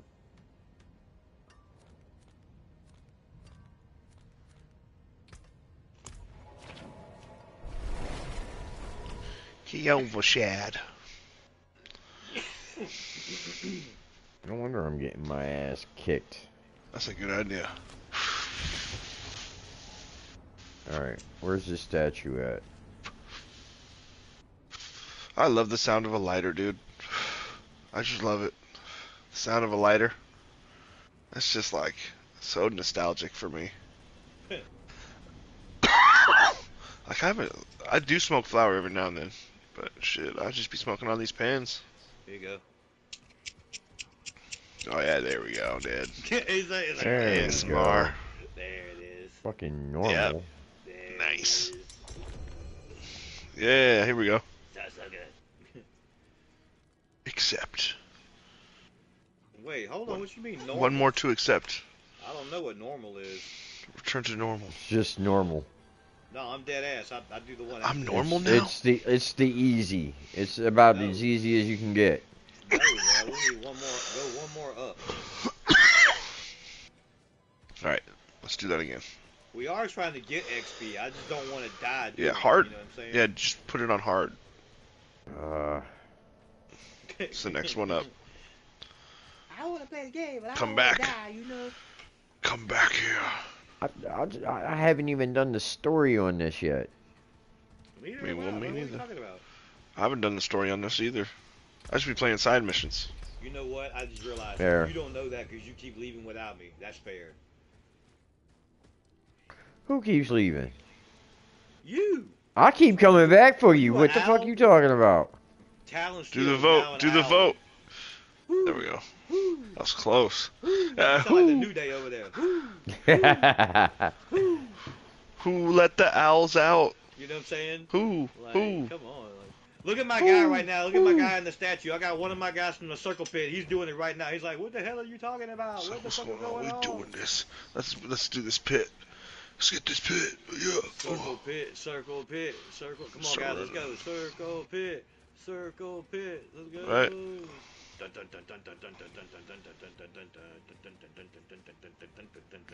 I'm only if only now like that's gonna be my goal, right? Is to level up so much that we literally like as a group could do a wall of death, like just That'd be be on sick, one dude. side, all the bad All guys on the linked other up. side, and we just go straight and march wall of death and knock them all down. You know what I'm saying? Like, Hell you yeah. know, Like boom, boom, I almost boom, broke boom, my boom. hand with the wall of death.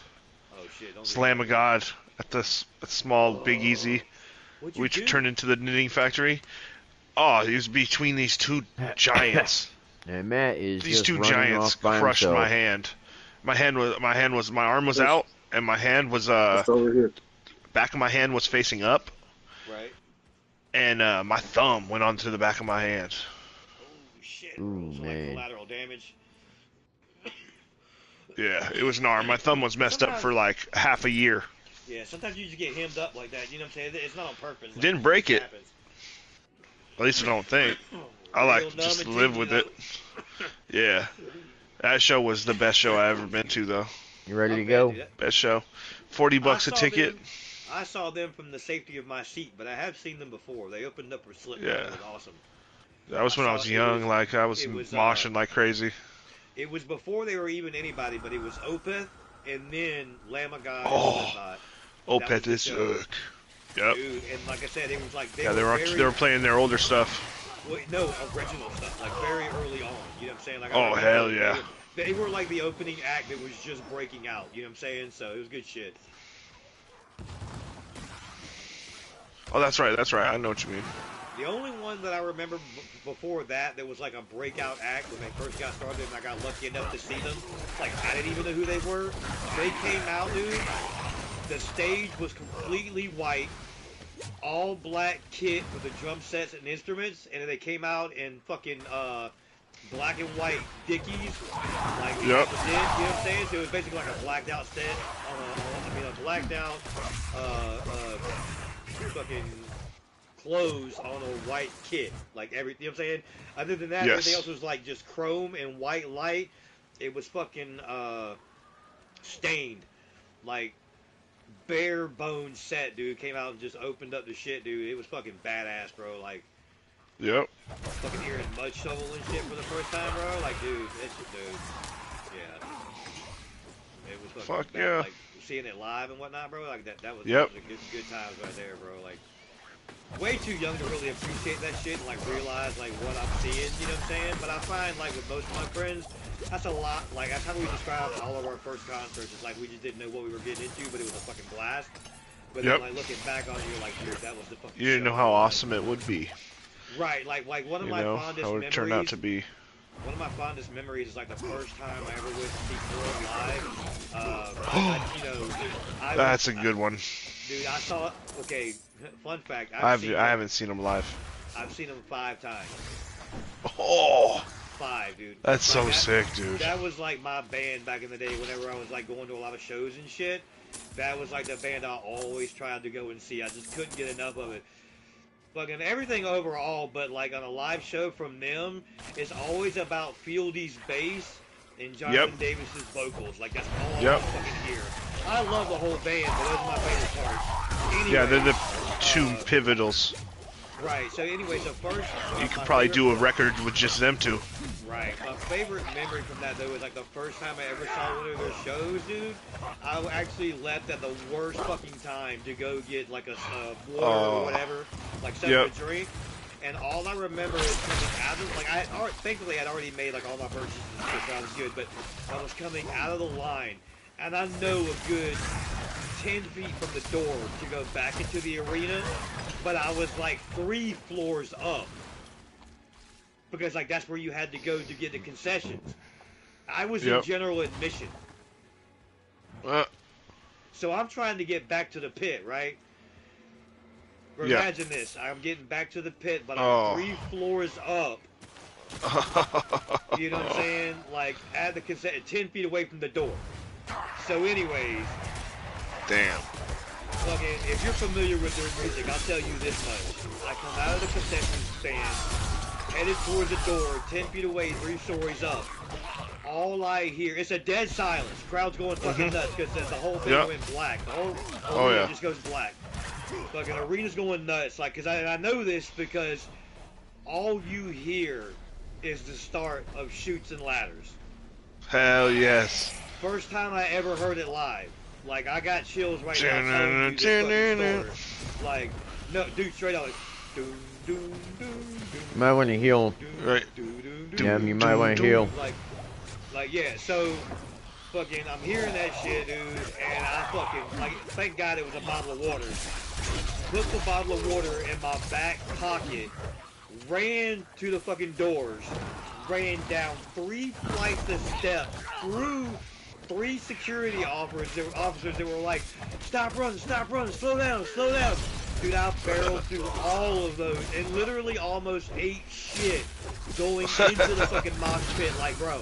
Yeah. I just had to be back on the, I had, like, that was my cue. Like, I had to go. I had to be on the fucking floor. Yep. One of the best shows of my life, bro. Like, literally, like, I felt like I lost my breath and was trying to catch it multiple times through the show. Never been in a pit before. I didn't even know what the fuck it looked like. You know what I'm saying? Oh, no way. Yeah, that's like, the best first pit.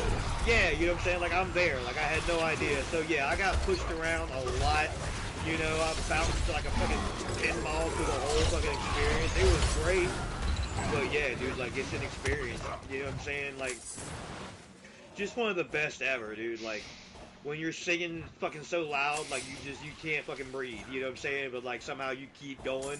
Because your adrenaline is just, like, on a fucking 12. You know what I mean? Like, your body goes to, like, a high 9, and somehow you're on 12. You know what I mean? Yeah.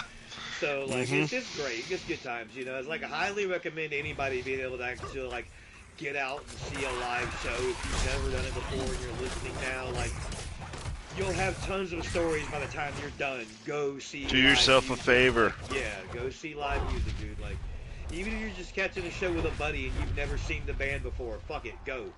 Like, yep, it will change your life. Yeah, you need to get there. Like, there's nothing better than live anything, whether it's music, movies, fucking poetry, comedy, whatever. See it live. You got to. Like, you know, fucking wrestling, you gotta see it live. It's a totally different experience. Yeah. Especially when it comes to movies. When it comes to movies, the closest you'll ever get to the experience of them making the film is to see it in the theater. Like, sure, privacy of your own home, you got drinks, snacks, whatever your vice may be, but still, seeing it in the theater, dude, bar none, best experience you're ever gonna fucking have.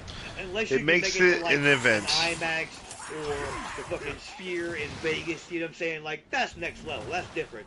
But you gotta do it.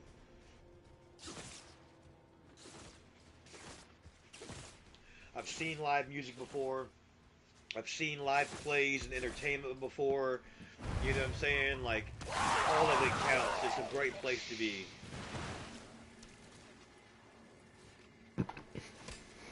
Hell yeah. Excuse me. Yeah, dude, going to the cinema, man. That's a great night. I miss it. I used to go all the time. Amy, she falls asleep. She falls asleep within like 20 minutes. That's funny. I feel that though. I feel that. You know, you've never started to nod up in the theater. You haven't gone to the theater enough. Like, you know, like that's part of it. You know what I'm saying? Like, for real. Yep. Sometimes, you know. She's somebody like she can sleep at any time. I swear.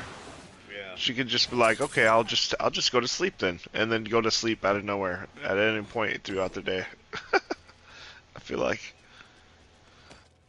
I can't sleep like that. She can wake up and then go back to sleep. Yeah. I can barely do that. Like I do that sometimes. I mean, I've had my It moments. takes me a but while yeah. too to get back Right, to sleep right. No, for sure. because I wake up like not calm. Right. Just like, all right, it's go time.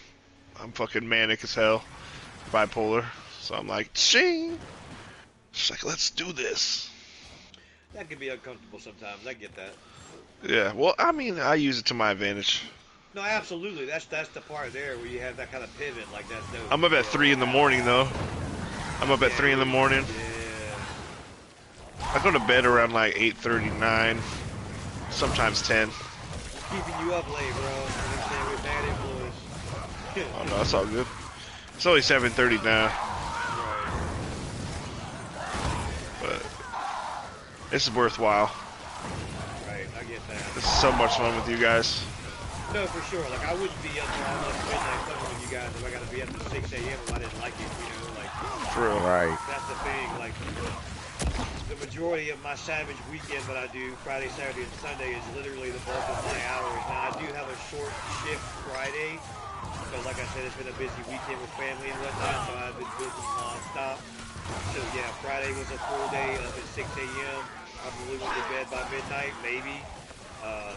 Saturday, back up again by 6 so I can be ready to catch my lift out of here to get to work on time by 7. And then tomorrow, I got the boss man picking me up in the morning, so I got to be up by 6 so I can be ready by 7 just in case he's here early. I will be out by like 7:30. And then I'll here with you guys tonight, doing this. Tomorrow it'll be the same, so he'll be picking me up. I'll be dog sitting when I get off of work tomorrow after 6. And then I'm back in to do the movie about like 11:30 midnight. And then that movie goes for probably like 1:45, 2 a.m. And then I got to be asleep by then to get up by 6 a.m. again to be at work. You know what I'm saying? So like, it's a full day. You know what I'm saying? Now Monday I'll probably be off by like noon. But like my Saturday and Sundays, those are full-on 10-hour days, no matter what. Like I can't get past that. I have to do those. Yeah. The big days. Those are my money days. You know what I'm saying? Like without those, I'm not making the hits that I need to. So It's the that's bread just and butter. important. Yeah, that's important. Same way, man. I was leaving there a half hour early, and it just add up. So I'm like, I can't do that no more. Yeah, I'm getting like maybe 12, 15 hours at the beginning of my work week. You know what I'm saying? So I have to get the remaining 20 on the back end. I have to. Yep. It's non-negotiable. Finish strong. Right, and he actually, they take care of me in that regard. Don't get me wrong. It's all a path I've chosen. Like I'm choosing these shifts just to knock them down. But Tuesday they are bringing me in at night to work a station at night, so I'm down with that. I think I'm gonna be pulling a double form Monday. It's coming up Monday too, so it'll be a little bit of a shift in the schedule. You know what I'm saying? But we'll just hit it hard because mind you, like while I'm pulling these shifts at work, so I still get my 40 hours. I'm still coming back and hitting it hard at night for my streaming, so I'm on scheduled 6, but lately it's been 7 p.m. I've been working until I can, just because it takes me a little bit longer to get home with the car and the shop and everything.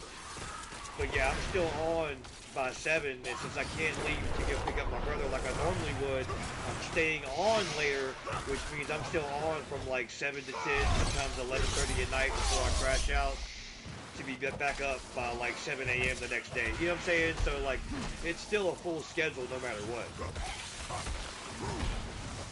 Working 2 jobs, sometimes 3. Oh shit, depending run. on the day, you know what I'm saying? Like, Run. grind is real.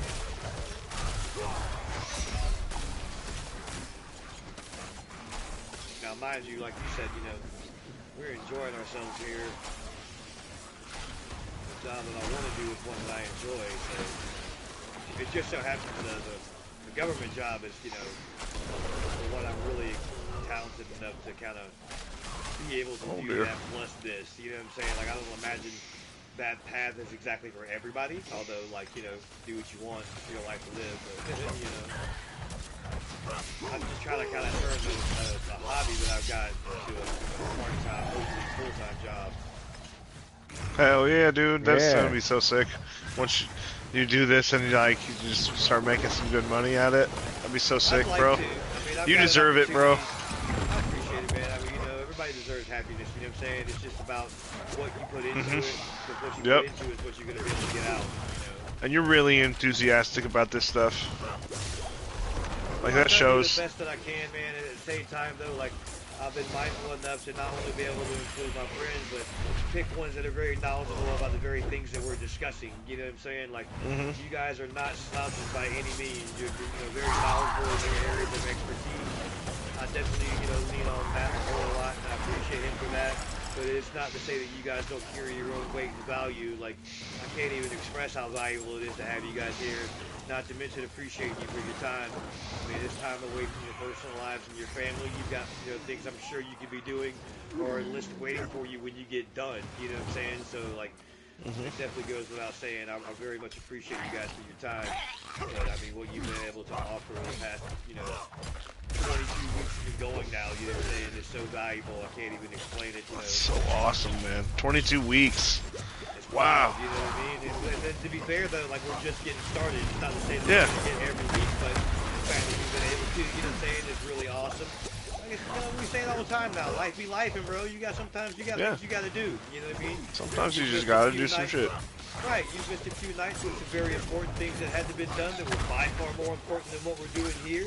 But you still take the time to get back to us when you can. You know what I'm saying? That goes for everybody. Right. Like, we've all had our moments here. Yeah. Help. Sure. I just died. But listen, deep thoughts, crushing it out here. Heads up, guys. Appreciate you being here. The cam is off for the moment. I had to see something over my loadout screen. But we do have the camera on in Discord. You're more than welcome to jump into there. Be part of the stream. Be live in the chat. We're fielding questions. If you've got any question or statement you'd like to make about your favorite slasher horror hero, who's your favorite? Who's your least favorite? Who are you scared of? Who would you like to meet in real life? If you were going down a dark alley and you needed backup, who you calling on? You know what I'm saying? You throwing Chucky. the fast signal. Who you need help from? Oh, man, stop calling Chucky. That's crazy. You're trying to go over somebody like Ready Player One. Here, hold this. Pow, You know what I Hell mean, yeah. look, he's small and he can get into tight spaces. That's all I'm saying. You and your tentacles in tight spaces. Oh, way. Ain't nobody talking about fucking tentacles except you. I mean, to be fair, you just said it though. Like, No, the words I did, said yeah. he's small. And he can get into tight spaces. That's Yeah, all I fucking sounds said. like you. I ain't said said nothing the yet. word. You're right. I can get into tight spaces. No, we're talking about We're talking about the first part. tentacles. We were just talking about Talon's tentacle and how he was talking about it. I tend to It's stretch small those. to get into tight spaces. I tend to stretch those tight spaces. That's all. Be careful. You Oh, know what I mean? oh my. It can be difficult. Make sure you got the right wrench. You know what I'm saying? Is it righty tighty or lefty loosey? I don't remember, but you're gonna need plumbing tape. You know what I'm saying? Yep. Make sure you switch all your copper pipes to PVC. You know what I mean? Actually, I think it's another type of PVC by now, but anyways, you know what I'm saying. Where are all these fucking demons coming from, bro? It's crazy. Back up. It's Helltide. Not that kind We're of the Helltide. What? I need a surfboard. I can't do this. I know, right? Be wicked cool. That would be your I don't worst even know where the fuck I'm Oh, supposed I'm to getting- be right I now. just got hit by a meteor. Oh my god. I just got hit by meteors. Whoa. Whoa. Dead. Watch out. Shit. Thank you. Let's get out of here. There is blood everywhere. Okay? Which way's the best way out of here? Everywhere. Whoa. Well, we gotta Oh, go we're back in the middle for, of it. I want to do that. Gotta go We're back literally for in the middle. no. Can you run him over? Can you run him over? Dude, that'd be cool. Just run him over with the mount. Yeah, I got it. I did it. It's great. I love it. My evade, I turn into bats. It's pretty What? sick. That is kind of sick. Necromancer actually has that power too. On one of Dracula, those. bro. That's from my. It's from an item. Creature of the night, Michael. You wish him on the death by now. I'll take it. I went this way.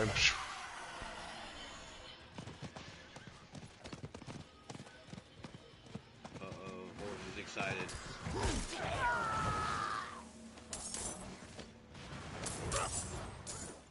Money, money, money, money. What? Money. Whoa. Big, huge centipede. What the fuck? No, no, no, no, no! Hit the wrong button. I almost fucked that up. These polar bears are no joke. Telling He's you. just a big old teddy bear. Yeah. Big old teddy bear that wants to fucking kill your ass. Yeah. I mean, maybe, but that don't mean he ain't no teddy bear, though, you know? And drink a Coca-Cola about it. Fucking Winnie the Pooh over That's here. what I'm talking about.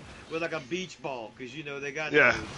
They got the beach balls. It's we have polar bears tossing around the beach balls with the Coca-Colas, chilling. Bro, imagine you just run into a store full of polar bears buying beach balls, though. You want to break from the helltide right through here's town. Hit you with my horse metal. Oh, what happened? I don't like it. Neither do I.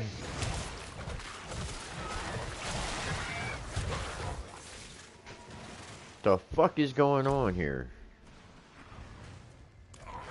Whoa.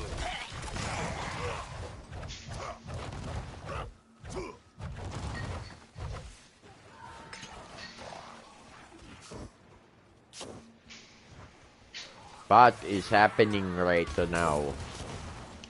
Oh no, but he's angry. Are we going to town? Oh, he's angry, he's angry. Fucking skittering abomination, bro. Ow!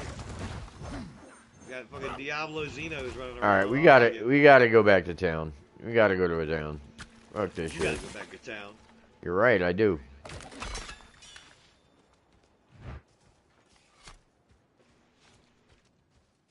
Probably gonna escape. Uh-oh. Stop chasing me, bro. That's so rude. Yeah, 'cause I'm gonna have to call it here soon, gentlemen. Yeah, I was just thinking about that same thing. ET phone home, huh?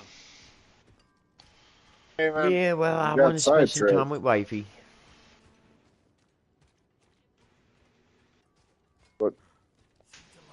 Got sidetracked. What do you mean we got sidetracked? Huh? What do you mean we got sidetracked? Well, we got sidetracked. We were talking about slashers, and we got almost to current, but then Oh, we we got sidetracked. got current. Close. Really close. Cause I did What's hear next somebody. after Art? I did Is hear that Rob mention, Zombie movies? I did hear somebody mention, you know, Art the Clown, Terrifier. Very briefly. Well, that would be correct, and also what we will be discussing as probably the uncrowned current king of slasher. Yes. Um, Cause you know, taking Dude, the world by storm. he Obviously, is. you know what I'm saying, he's, you know, influencing a lot of other films that have either come out or are going to be coming out. But there's one that we really haven't mentioned, but that was and again I think it's more because there was no like main antagonist in it. Hostile. Yeah, that's torture porn. That's not a slasher movie. If we want to go slasher, we would have to. If we were going into that realm, we would have to talk about Jigsaw. Yeah. Mm-hmm. And that honestly would be a legitimate addition, would be Jigsaw. Yeah. Yeah, I would agree with that. I agree with that. Absolutely. Yeah, I mean, it's more of a calculated slash, but definitely still the same. I feel like, yeah, same thing. Yeah, it's like the new era of that sort of type of movie. Yeah. Right. It's like takes it in a different way. Would you like to play a game? Right. I mean, honestly, in a way, it's almost like a Manson-esque kind of drive to it. You know what I mean? Because it's not like he's actually doing anything. He just kind Hmm. of presents you with a situation where you're doing it to yourself. You know. Yeah. Yeah. He does place him in the traps. And then he was there the whole time at the end That was in that amazing. room the whole time. That was freaking amazing. Spoiler alert. If you haven't seen the end of the first Saw.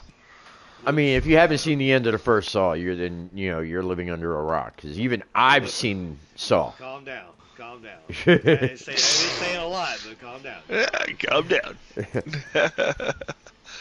And I'm one who has fallen behind on horror movies, so I've seen Saw, so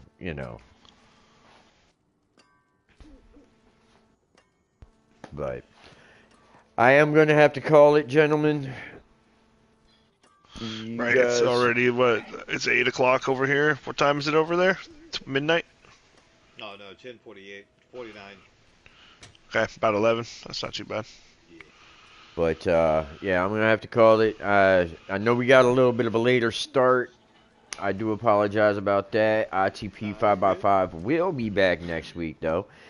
As always, House of Mar, thank you for having us. Dual casting, we want to make sure that everybody gets a chance to watch, the simulcast. Everybody gets a chance to watch that VOD. Usually mine is up, almost immediately after I'm done. So, but if you're joining House of Mar, please feel free to hit all them buttons. Show some love to the stream. We love you guys. Chicka chicka! Appreciate you, and stay scary, my friends. Stay scary, man. It's October. It is Spooktober. It is Spooktober. Pipe, it is time. We're in the midst of the spooky season. It'll be the Shocktober event for us here at the House of Mar. We cannot wait to share more horror with you guys.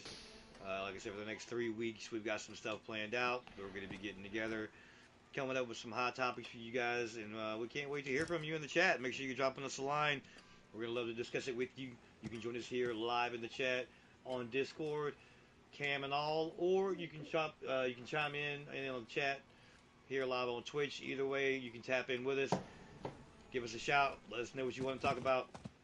We're going to be talking about a few specific categories coming up soon. So, yeah, we can't wait to get into that with you guys. We're looking forward to it. And, yeah, I've been making sure to send you guys the intel. Also, before we get out of here, did you guys see the... I sent it at like 9 o'clock. I asked everybody a question. Just want to make sure you guys get back to me when you can about that. Because that'll be what we'll be getting into starting in November. Because we'll have time to write on that. I believe the first one's going to be on Halloween. So you'll have a time to watch that before we even discuss the first episode. So yeah, we'll have time. Lots of time, as a matter of fact, in between each episode as it's been announced so far that I know of. But anyways, if you guys are game, let me know. Is that the new season? Yeah, I believe the first one comes out on Halloween night. Okay. Or on the 31st. So, yeah, Season 5. If you guys are I'm current down. with that and you've seen everything, you know what I'm saying? Like, there's going to be some time in between episodes, so we'll have a little bit of time to talk about it. You know what I'm saying? I think it'd be... Stranger Things, right? Well, yeah, I think it would lend itself well... Yeah, I'm down. For us to get into that, I'm all current. I am absolutely. That show's pretty great. I might have to rewatch. Their first season was, oh my god! Like when that first season, whew. I think that's like the same with like the first type of stuff. Like their first is like their peak. But I unfortunately, gentlemen, I do have to get going. Matt, Yep. you need to leave that tentacle fantasy alone, man. And just let it go. You're saying it though, bro. Like, I didn't even mention anything.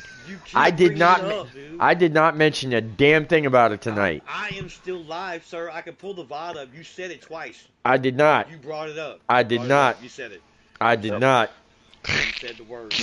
I will send you my VOD. You can watch my VOD right after this. I did not mention anything about tentacles literally, tonight. You're talking about it right now. I'm talking about it Checking because out you his brought VOD. it up. You know what I I But didn't just bring You guys are checking out Just each brought other's it up. VODs. If it's not on your mind, it's in your mouth. I heard you say it twice. I'm just I saying. did. I Yo. mean, hey, if you heard me say it, then you're hearing things. But You're right. I think heard you got say some it. timers. no, I Yep. don't. Soon to be all the timers. Messing around with it now, like, you know. Fuck y'all. Appreciate you so very much, Tyler. Hell yeah. Have a good night. Fucking A. Finn, you have a good night. As always, You it too, is my a man. pleasure to have you on. Hell yeah. Matt, Yep. grow the fuck up. You're like Says 6 the months man older that than can't me. stop talking about tentacles. I swear. I don't know. I don't know, dude. Keep my eye on That's you, epic. both of them, you know. Num, as always, thank you. Hey, I love you, brother, man. You have a good night. Love y'all I love you, too. man. Yeah. Y'all take care. We'll catch Hell you yeah. next time. Next It's always Saturday, great time. We're going to be in there, man. Savage Saturdays. We're getting it in, guys. Next week, we're going to see you guys back in the chat. We'll be chopping it up. It's going to be a great show. Hope Yep. to see you there. It's going to be a good time, guys. Have a good night, y'all. Yep, y'all take Stay care. scary, my friends. Stay scary. Let's live evil, baby. Let's get it. Yep.